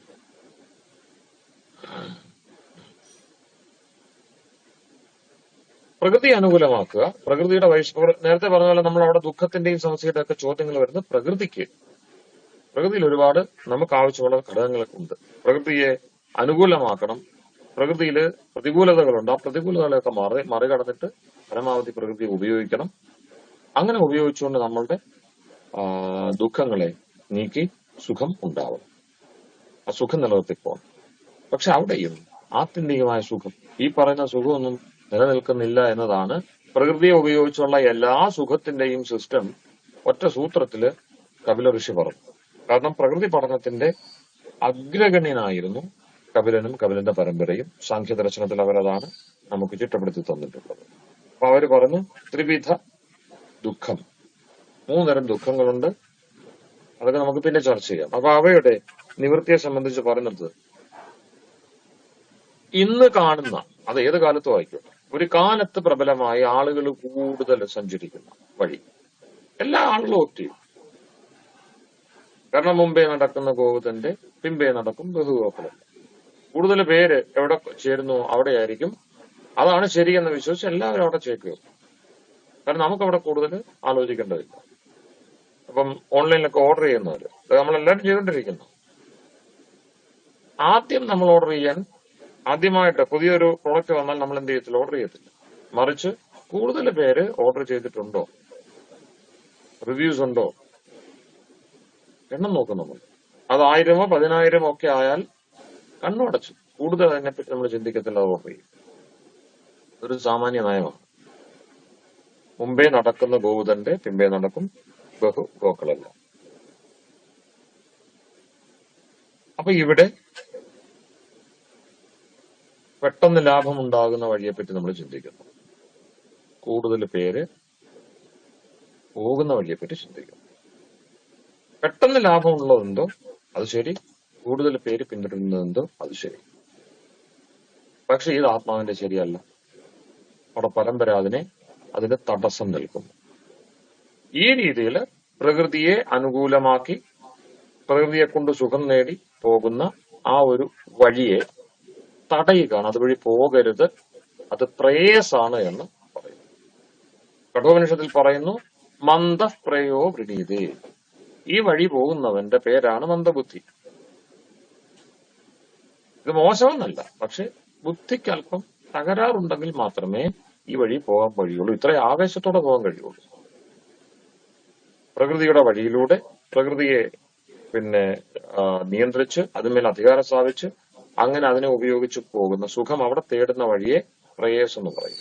അത് ശ്രേയസ്സല്ല എന്നും പറയും. ശ്രേയസ് എന്ന് വെച്ചാൽ നേരത്തെ പറഞ്ഞ പോലെ ആത്മാക്കളുടെ എല്ലാ കാലത്തേക്കുമുള്ള നിലനിൽപ്പിന് യോജിച്ചത്, സമൂഹത്തിന് യോജിച്ചത്, സമൂഹത്തിന്റെ ഒരുമയ്ക്ക് യോജിച്ചത്. നമ്മൾ സോഷ്യലിസം പറയുന്നുണ്ടല്ലോ, സമത്വം പറയുന്നുണ്ടല്ലോ. ആ സമത്വം എവിടെയാണുള്ളത്?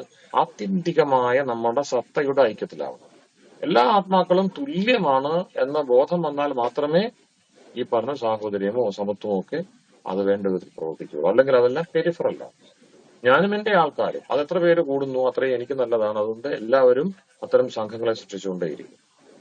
അത്തരം സംഘങ്ങളുടെ അവയെ വർഗങ്ങൾ എന്ന് പറയും ആധുനിക കാലത്ത്, ക്ലാസ്. അവ തമ്മിൽ അങ്ങോട്ടും ഇങ്ങോട്ടും സംഘർഷത്തിലായിക്കൊണ്ടിരിക്കും. ആ സംഘർഷത്തിൽ ആര് ജയിക്കുന്നു? അവർ അധികാരം പങ്കിടും. ഇതാണ് ഈ വ്യവസ്ഥ ഇങ്ങനെ പൊക്കൊണ്ടേയിരിക്കും. അപ്പൊ അവിടെ ഒറ്റ കാര്യം കൂടെ പറഞ്ഞുകൊണ്ട് ഇന്നത്തെ ചർച്ച നമുക്ക് ചുരുക്കാം. ഇതൊക്കെ നിങ്ങൾ എഴുതിയെടുക്കുന്നുണ്ട്, മനസ്സിലാക്കുന്നുണ്ട് എന്ന് കരുതുന്നു. അപ്പം വളരെ ഗൗരവമായിട്ട് ഈ പഠനത്തിലേക്ക് നമുക്ക് മുന്നേറേണ്ടതുണ്ട്. ഈ വഴിയിലൂടെ ധർമ്മം എന്ന് പറയുന്നത് എന്താണ്? നേരത്തെ പറഞ്ഞ പോലെ അർത്ഥാദികളെ സംബന്ധിച്ച് നമ്മൾ ധർമ്മത്തിന്റെ വഴി പറഞ്ഞു. ആ പൊട്ടൻഷ്യൽസിനെ കണ്ടുപിടിക്കുക. ആക്ച്വാലിറ്റിയും പൊട്ടൻഷ്യാലിറ്റിയും ഒക്കെ പറഞ്ഞല്ലോ. നമ്മളുടെ ശക്യതകൾ, ഓരോ ജീവനും എന്തിനു വേണ്ടി വന്നു അതറിയുവാനുള്ള വഴിക്കാണ് അവർ ധർമ്മം എന്ന് പറയുന്നത്. എന്താണത്? നേരത്തെ പറഞ്ഞതല്ലേ, കൂടുതൽ പേര് പോകുന്നത് കൊണ്ട് അത് ധർമ്മമാകണമെന്നില്ല. പെട്ടെന്ന് ഫലം കിട്ടുന്നത് കൊണ്ട് ധർമ്മമാകണമെന്നില്ല. ഒരു പക്ഷേ പെട്ടെന്ന് ഫലം കാണാത്തതും വളരെ കുറച്ചാളുകൾ മാത്രം സഞ്ചരിക്കുന്നതും ആണ് എങ്കിൽ കൂടിയും ശാസ്ത്രം നിർദ്ദേശിച്ചാല് അത് ധർമ്മമാണ്. മാംസഭക്ഷണം ഉദാഹരണം. ഇന്ന് ആരോഗ്യത്തിന് ഏറ്റവും നല്ലത്, അല്ലെങ്കിൽ രുചിക്ക് ഏറ്റവും നല്ലത്, എല്ലാവർക്കും കൂടുതൽ സൗകര്യപ്പെടുത്തി നമ്മൾ കൊടുത്തുകൊണ്ടിരിക്കുകയാണ്. നേരത്തെ വ്യക്തിപരമായിട്ട് അല്ലെങ്കിൽ താല്പര്യമുള്ളവർ മാത്രം അങ്ങനെ വല്ലതും, അതും ഒളിച്ചും പാത്തും അല്ലെങ്കിൽ ഏതെങ്കിലും ഒതുങ്ങിയ സ്ഥലത്ത് മാത്രമായിരുന്നു ഈ പറയുന്ന ഇറച്ചിയും അതിന്റെ വ്യാപാരവും ചെയ്തിരുന്നത്. ഇന്ന് അത് നമുക്ക് എല്ലായിടത്തും കാണാം, എല്ലാ കോണിലും കാണാം. പച്ചയിറച്ചി വേവിച്ച് അത് കത്തിച്ച് അത് കരിച്ച് പൊരിച്ചും ഒക്കെ എല്ലാ നാട്ടിലും തൂക്കിയിട്ട് നമ്മൾ സാധാരണ മനുഷ്യർക്ക് യാത്ര ചെയ്യാൻ അസഖ്യമായ അവസ്ഥയിലേക്ക് അത് മാറിപ്പോകുന്നുണ്ട്. നേരത്തെ അങ്ങനെയല്ലായിരുന്നു. എവിടെയെങ്കിലും അതിന് പ്രത്യേക ഒരു കോണ് വെച്ചിരിക്കും. എന്ന് മാത്രമല്ല ഒരു മുഖ്യധാരയുടെ ഭാഗമായിട്ട് വന്നിട്ടില്ല. ഇന്നത് മുഖ്യധാരയുടെ ഭാഗമാണ്. അപ്പോൾ കൂടുതൽ ആളുകൾ പോകും. എന്തുകൊണ്ട് ഞാൻ മാത്രം മാറി നിൽക്കണം എന്ന് ചിന്തിച്ചുകൊണ്ട് നമ്മളുടെ തലമുറകളോ കുട്ടികളൊക്കെ അതിലേക്ക് പോകാൻ ഇടയുണ്ട്, പോകുന്നുണ്ട്. വളരെ ബുദ്ധിമുട്ടാണ് പുതിയ തലമുറ അതിലേക്ക് നമുക്ക് അവരെ തടയുക എന്നുള്ളത്. മാർഗം ഇതല്ല എന്ന് പറഞ്ഞു കൊടുക്കുന്നത് ബുദ്ധിമുട്ടായിരിക്കുന്നു. കാരണം കൂടുതൽ ആളുകൾ അവിടെ തിക്കും തിരക്കും കാട്ടുന്നു. അപ്പോൾ ശാസ്ത്രം എന്ത് പറയും? സയൻസ് പറയുന്ന കുഴപ്പമില്ല, ആരോഗ്യത്തിന് നല്ലതാണ്. പെട്ടെന്ന് നിങ്ങൾക്ക് തടി വെക്കും, ഇത്ര തൂക്കം വരും, അത് കഴിച്ചില്ലെങ്കിൽ ഇന്ന ദോഷങ്ങളുണ്ട് എന്ന് കൂടി പറഞ്ഞു തരും. അപ്പൊ സയൻസിന്റെ പക്ഷത്ത് നിന്നുകൊണ്ടാണ് ഡോക്ടർമാർ മിക്കവാറും ആ വിഷയത്തിൽ സംസാരിക്കുന്നത്, തീരുമാനമെടുക്കുന്നത്. അപ്പൊ നമുക്ക് സംശയം തോന്നുന്ന, കാരണം സയൻസ് ശരിയാണല്ലോ. അപ്പൊ സയൻസിന്റെ പക്ഷത്ത് നിൽക്കുന്നവർ പറയുന്നതും ശരിയാണ്, ശരിയാകണമല്ലോ സ്വാഭാവികമായിട്ട്. അപ്പൊ അതുകൊണ്ട് ആരെങ്കിലും, ഏതെങ്കിലും ഗുരുവോ ഏതെങ്കിലും ഒരു സമ്പ്രദായമോ പറഞ്ഞിട്ടുള്ള ഒരു നിർബന്ധാവസ്ഥയിൽ ആരെങ്കിലും വെജിറ്റേറിയൻ ആയാലും അവർക്കും ഉള്ളില് പേടിയുണ്ട്, ഞാൻ ചെയ്യുന്നത് ശരിയാണോ, ഇത് തന്നെയാണോ വഴിയെന്ന് സംശയം വരും. അപ്പോൾ ഭാരതത്തില് ശാസ്ത്രവ്യവസ്ഥ പറയും, മാംസഭക്ഷണാദിഭ്യ അധർമ്മേഭ്യ ശാസ്ത്രാത് നിവർത്തനം ധർമ്മം. ഈ മാംസഭക്ഷണം തുടങ്ങിയുള്ളവ ഇഷ്ടംപോലെ ആളുകൾ പോകുന്നതാവാം എന്ന് മാത്രമല്ല വളരെ പെട്ടെന്ന് പ്രയോജനം ഉണ്ടാവുന്നതുമാവും. ചില രോഗങ്ങൾക്ക്, ചില രോഗാവസ്ഥകൾക്ക് ഇത് കഴിച്ചേ മതിയാകൂ എന്നും മറ്റുള്ള അവസ്ഥകളും വന്നേക്കാം. അപ്പോഴും അത് ധർമ്മമല്ല, ശാസ്ത്രം അതിനെ നിഷേധിക്കുന്നു.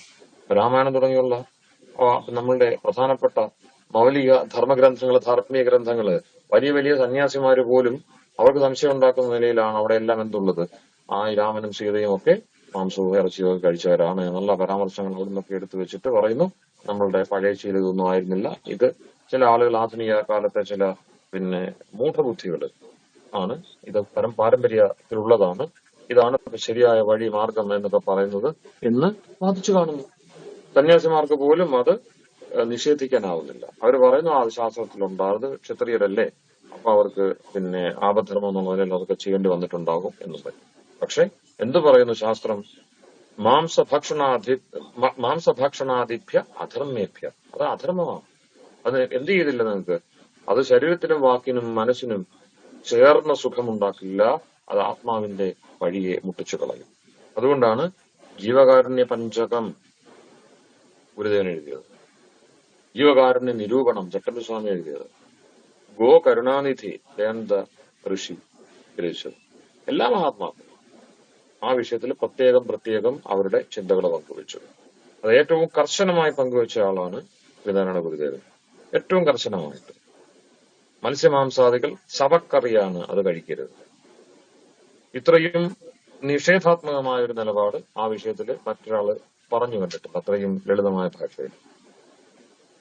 അപ്പൊ അത് എത്ര കണ്ട് സാധകർക്ക്, പഠിക്കുന്നവർക്ക്, വിശേഷിച്ചും ആത്മബോധത്തെ പ്രാപിക്കുവാൻ ആഗ്രഹിക്കുന്നവർക്ക് എത്ര കണ്ട് അനിവാര്യമാണെന്ന് ചിന്തിച്ചുകൊള്ളുക, അല്ലെങ്കിൽ അത് പറയില്ല അവര്.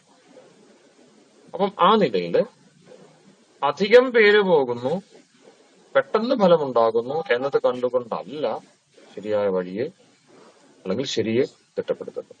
ഇനി ആരും പോകുന്നില്ല, ഒന്നോ രണ്ടോ പേരേ ഉള്ളൂ, പെട്ടെന്ന് വല്ല ഫലം ഉണ്ടാകുന്നുണ്ടോ? ഒന്നുമില്ല. എല്ലാ ദിവസവും ചെയ്യുന്നുണ്ടോ? ഒരു ഫലവുമില്ല. നാമജപം പ്രത്യേകിച്ച് ഫലമൊന്നും കാണുന്നില്ല. നാമജപം ദൈവത്തെ വിളിക്കും തോറും ദുരിതം കൂടുകയാണ്. പ്രാർത്ഥിക്കും തോറും സന്ധ്യ ചെയ്തുകൊണ്ട് നമുക്ക് കൂടുതൽ ബുദ്ധിമുട്ടല്ലാതെ ഗുണം വരുന്നില്ല.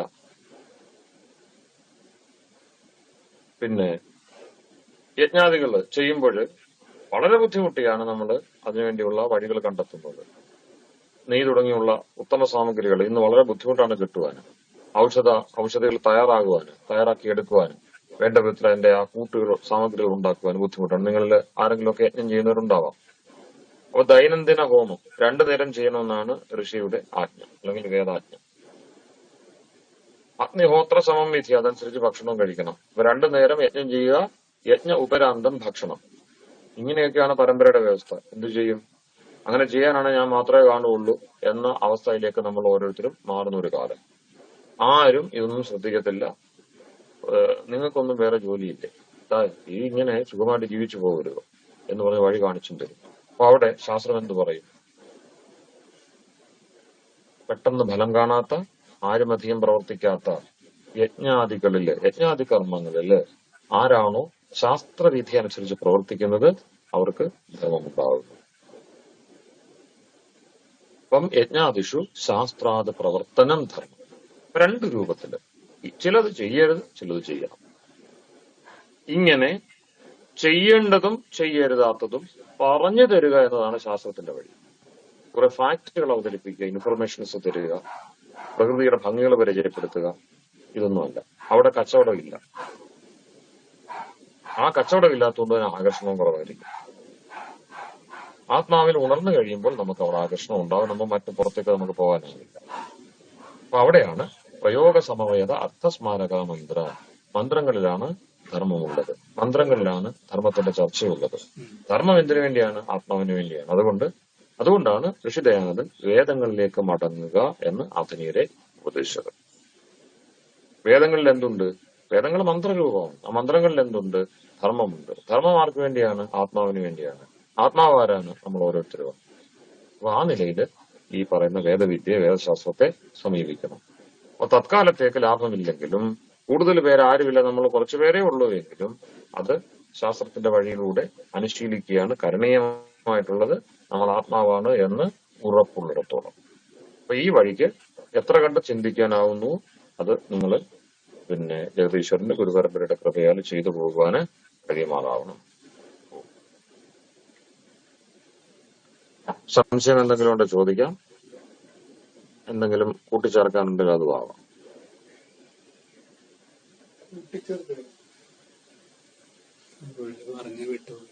നമ്മൾ ഏതാണ്ട് 1 മണിക്കൂർ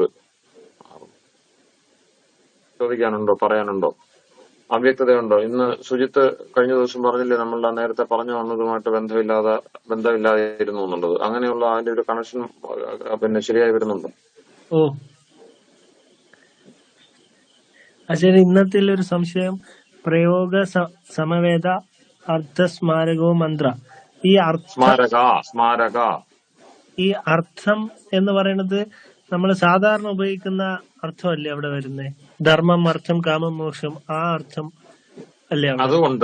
അതുകൊണ്ട് ധർമ്മം അവിടെ എല്ലാറ്റിനും പൊതുവായിട്ടുള്ള ഒരു ഗ്രഹമാണ് അർത്ഥം എന്ന് പറയുന്നത്. ധർമ്മവും അർത്ഥമാണ്, എന്നുവെച്ചാൽ മീനിങ് ഉള്ളത്. നമ്മളെ സംബന്ധിച്ച് സാർത്ഥകമായതെന്തോ, വാലിഡ്, മീനിങ് ഫുൾ എന്നർത്ഥം. അർത്ഥമുള്ളതൊക്കെ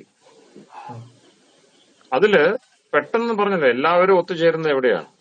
അതുകൊണ്ടാണ് ഇനി അർത്ഥം എന്നുള്ള, ഈ സമ്പത്തിന് അർത്ഥം എന്നുള്ള ഒരു സംഗതി. ഇപ്പൊ നമ്മൾ പറഞ്ഞില്ലേ, പങ്കജം, അംബുജം, അമ്പുവില്, വെള്ളത്തില്, നീരജം എന്നൊക്കെ പറഞ്ഞെല്ലാം താമരയാണ്. ആമ്പലും അത് തന്നെയല്ലേ. പക്ഷെ ആമ്പലിനെ നമുക്ക് ചെളിയിലുണ്ടാവുന്നത്, വെള്ളത്തിലുണ്ടാവുന്നത് നമ്മള് അംബുജം എന്ന് താമരയെ വിളിക്കുന്ന പോലെ നമ്മൾ ആമ്പലിനെ വിളിക്കത്തില്ല. ഇഷ്ടംപോലെ വേറെ വെള്ളത്തിലുണ്ടാവുന്ന പൂക്കളുണ്ട്. പക്ഷെ നമ്മൾ താമരയാണ് ആ വെള്ളത്തിലുണ്ടാവുന്നത്, അല്ലെ, ചേറിലുണ്ടാവുന്നു എന്നൊക്കെ പറഞ്ഞു. അതിന്റെ പ്രത്യേകത ഉണ്ട്, ആ രൂഢി എന്ന് പറയും. അത് എല്ലാം അർത്ഥമാണ്. പക്ഷെ സമ്പത്ത് തുടങ്ങിയുള്ളതിനെ നമ്മൾ അർത്ഥം എന്ന് അതിനകത്ത് രൂഢിയായി പോയതാണ്. അവർ ചോദനാ ലക്ഷണോർത്ഥോ എന്താണ് പറയുന്നത്, നമ്മുടെ ധർമ്മം,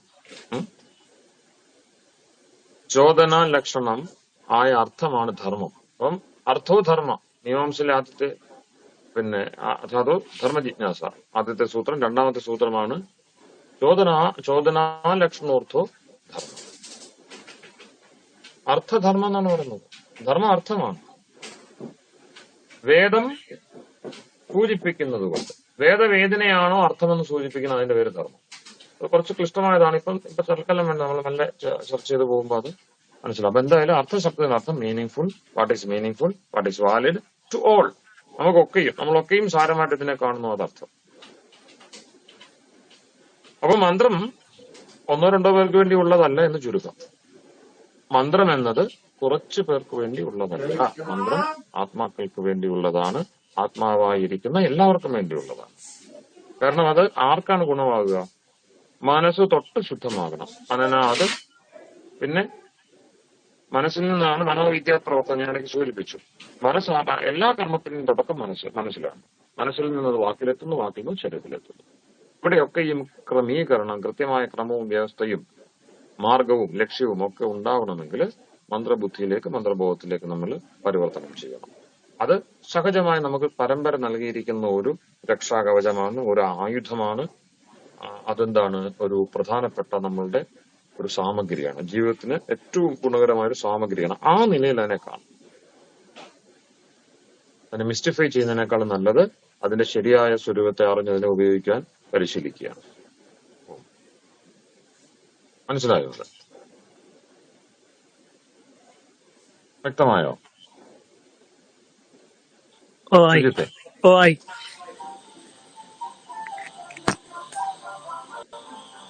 വേറെ ആർക്കെങ്കിലും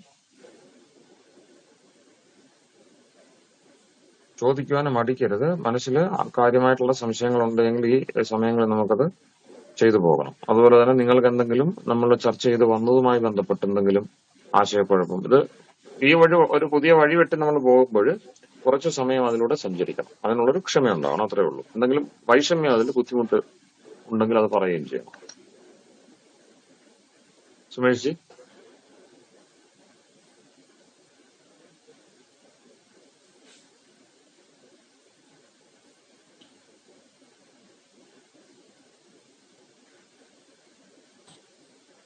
ശരി, ഒരു സംശയം കൂടെ ഉള്ളേ.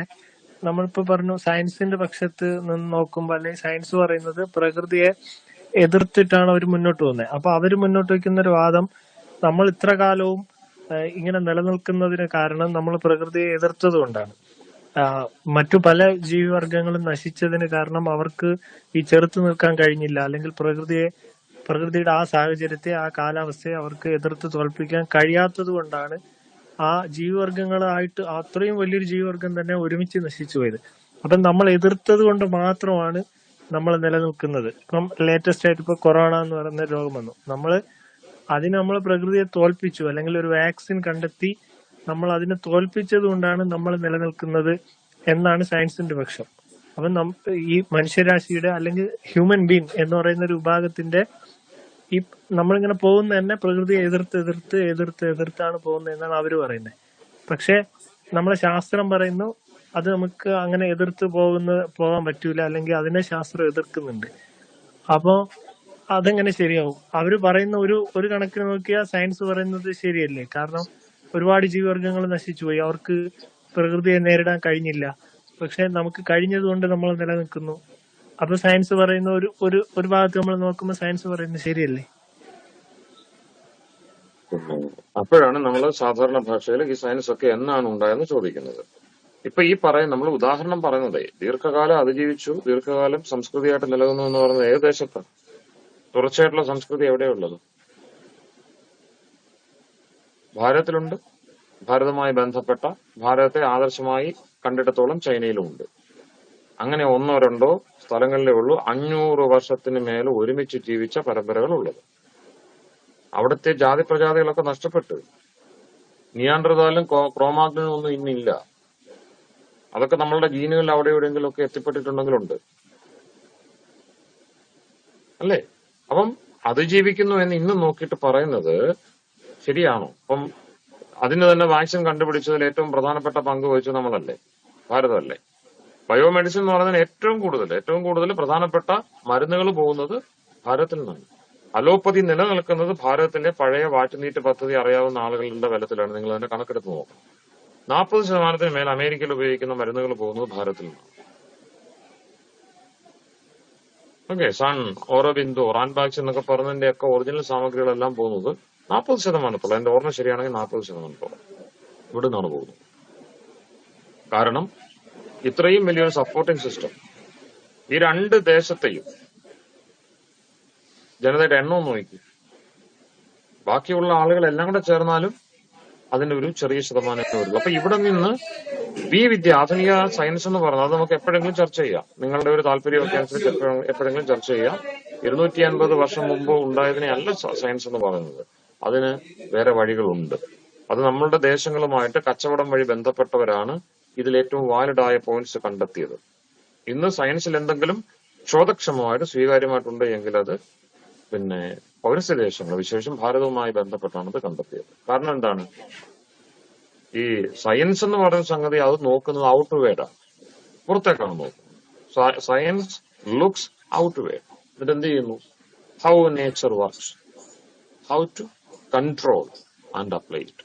അതിനെ എങ്ങനെ നിയന്ത്രിക്കാം, അതിനെ നിയന്ത്രിച്ചുകൊണ്ട് എങ്ങനെ നമുക്ക് അത് ജീവിക്കാം, ഇതാണ് അവർ ചിന്തിക്കുന്നത്. ഈ പ്രകൃതിയുടെ പുറകെ പോയ ഇന്നത്തെ സയൻസിന്റെ യഥാർത്ഥ റൂട്ടിലിരിക്കുന്ന ഗ്രീക്ക് സംസ്കാരം, അവരെപ്പോഴും പറയാറുള്ളത്, അവർ എപ്പോഴും ക്രോസ് റെഫർ ചെയ്യാറുള്ളത് ഗ്രീക്ക് ഒറിജിൻസ് അല്ലേ? ആ സംസ്കാരം എവിടെ? അതില്ലല്ലോ. അത് പൂർണ്ണമായിട്ട് സമഗ്രമായി നഷ്ടപ്പെട്ടു പോയി. ഗ്രീക്കിനെ വായിച്ചെടുത്തത് സംസ്കൃതത്തിന്റെ സഹായത്തോടെയാണ്.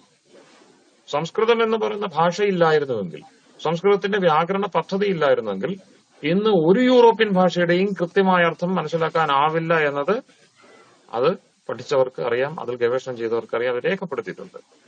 അത് നിർമ്മിച്ച ഫ്രാൻസ് ബോപ്പിനെ പോലെയുള്ള കമ്പാരിറ്റീവ് ലിംഗ്വിസ്റ്റിക്സ് നിർമ്മിച്ച ഫ്രാൻസ് പോപ്പിനെ പോലുള്ളവർക്ക് അറിയാം, സംസ്കൃതം ഇല്ലായിരുന്നുവെങ്കിൽ നമ്മൾക്ക് ഇന്ന് കാണുന്ന ഒരു ഭാഷയെയും മനസ്സിലാക്കുവാനാവില്ലായിരുന്നു. കാരണം സംസ്കൃതത്തില് ഒറ്റ ഭാഷയേ ഉള്ളൂ, അതിന്റെ വ്യാകരണത്തെ സുരക്ഷിതമാക്കി വെച്ചിരിക്കുന്നു. ഏറ്റവും പ്രാചീനമായ വ്യാകരണവും ലഭ്യമായിരിക്കുന്ന ഒരേ ഒരു ഭാഷ ലോകത്തിലെ ഒരു ഭാഷയില്ല, ചൈനയ്ക്ക് പോലും ഇല്ല. ചൈനീസ് ഭാഷയും അത്തരം വിഷയങ്ങളിൽ ഭാരതത്തെ തന്നെയാണ് ആശ്രയിക്കുന്നത്. ഇത് നമ്മൾ തിരിച്ചറിയുന്നതെന്ന് മാത്രമേ ഉള്ളൂ. ഞങ്ങളൊക്കെ ഈ മേഖലയിൽ പ്രവർത്തിക്കുന്നവരായിട്ട് നമുക്കറിയാൻ കഴിയും എന്താണ് നടക്കുന്നത്. അപ്പൊ അതിനർത്ഥം എന്താണ്? ഈ പ്രകൃതിയെ ജയിക്കുക എന്നൊക്കെ പറയുന്ന കാര്യത്തിന് വലിയ അർത്ഥമൊന്നുമില്ല. സംസ്കാരത്തിന്റെ അതിജീവനം, ദ കൾച്ചറൽ കണ്ടിന്യൂറ്റി എന്ന് പറയുന്ന ഒരു സംഗതി അത്യാവശ്യമാണ്.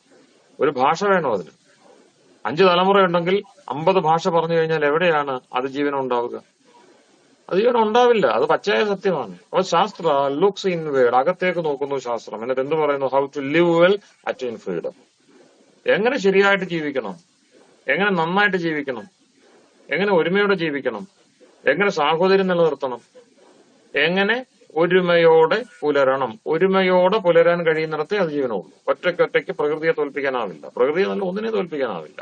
പിന്നെയോ അറ്റൈൻ ഫ്രീഡം, അല്പാൽപ്പം സുഖം നേടുകയല്ല. അവർ പറയുന്നു, ഞാനത് സൂചിപ്പിച്ചങ്ങ് നിർത്തുകയായിരുന്നു, ക്ഷുത് പിപാസ നിവൃത്തി. വിശപ്പും ദാഹവും മാറ്റുവാനുള്ള പരിശ്രമം പോലെ ഇരിക്കും സയൻസ് കൊണ്ടുള്ളത്. അതാത് കാലത്ത് പ്രബലമായിരിക്കുന്ന ഏത് സാമഗ്രിയും വിശപ്പും ദാഹവും മാറ്റാനുള്ള പ്രവൃത്തിക്ക് തുല്യം. രാവിലെ മാറ്റി ഉച്ചയ്ക്ക് വരും, ഉച്ചയ്ക്ക് മാറ്റി വൈകുന്നേരം വരും. ജീവിതകാലം മുഴുവൻ മാറ്റിക്കൊണ്ടിരിക്കുന്നു, മാറില്ല. എന്നാലും തിരിച്ചറിയില്ല. അതിന് ആത്യന്തികമായ മാറ്റത്തിന് സാധ്യതയുണ്ടോ? അതിന്റെ ചിന്തയാണ് യഥാർത്ഥത്തിൽ സുഖത്തിലേക്ക് നയിക്കുന്നത്. അതിനെയാണ് ഫ്രീഡം എന്ന് പറയുന്നത്.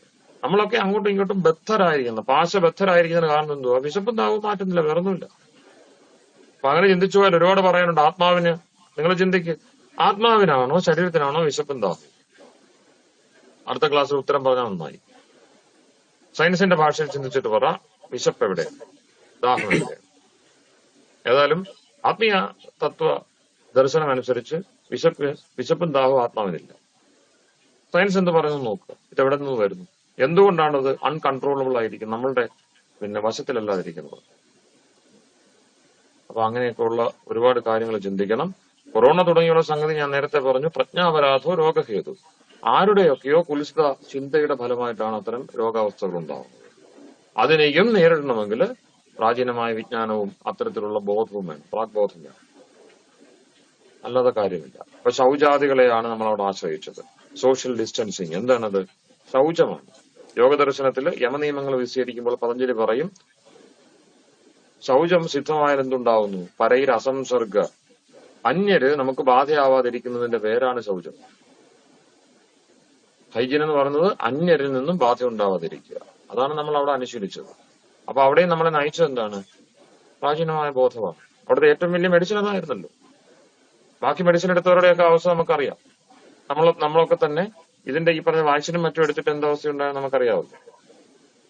ഇപ്പോഴും നമുക്കറിയാറായിട്ടില്ല, കാരണം 10 വർഷമായിട്ടില്ല. 10 വർഷം കഴിഞ്ഞാലേ ആ വാക്സിനൊക്കെ എടുത്തവരുടെ അവസ്ഥ എന്ന് പറയാൻ കഴിയുള്ളൂ. ആശങ്കപ്പെട്ടിട്ട് കാര്യമില്ല. അതങ്ങനെ ഒരു പഠനം നിലവിലുണ്ട്.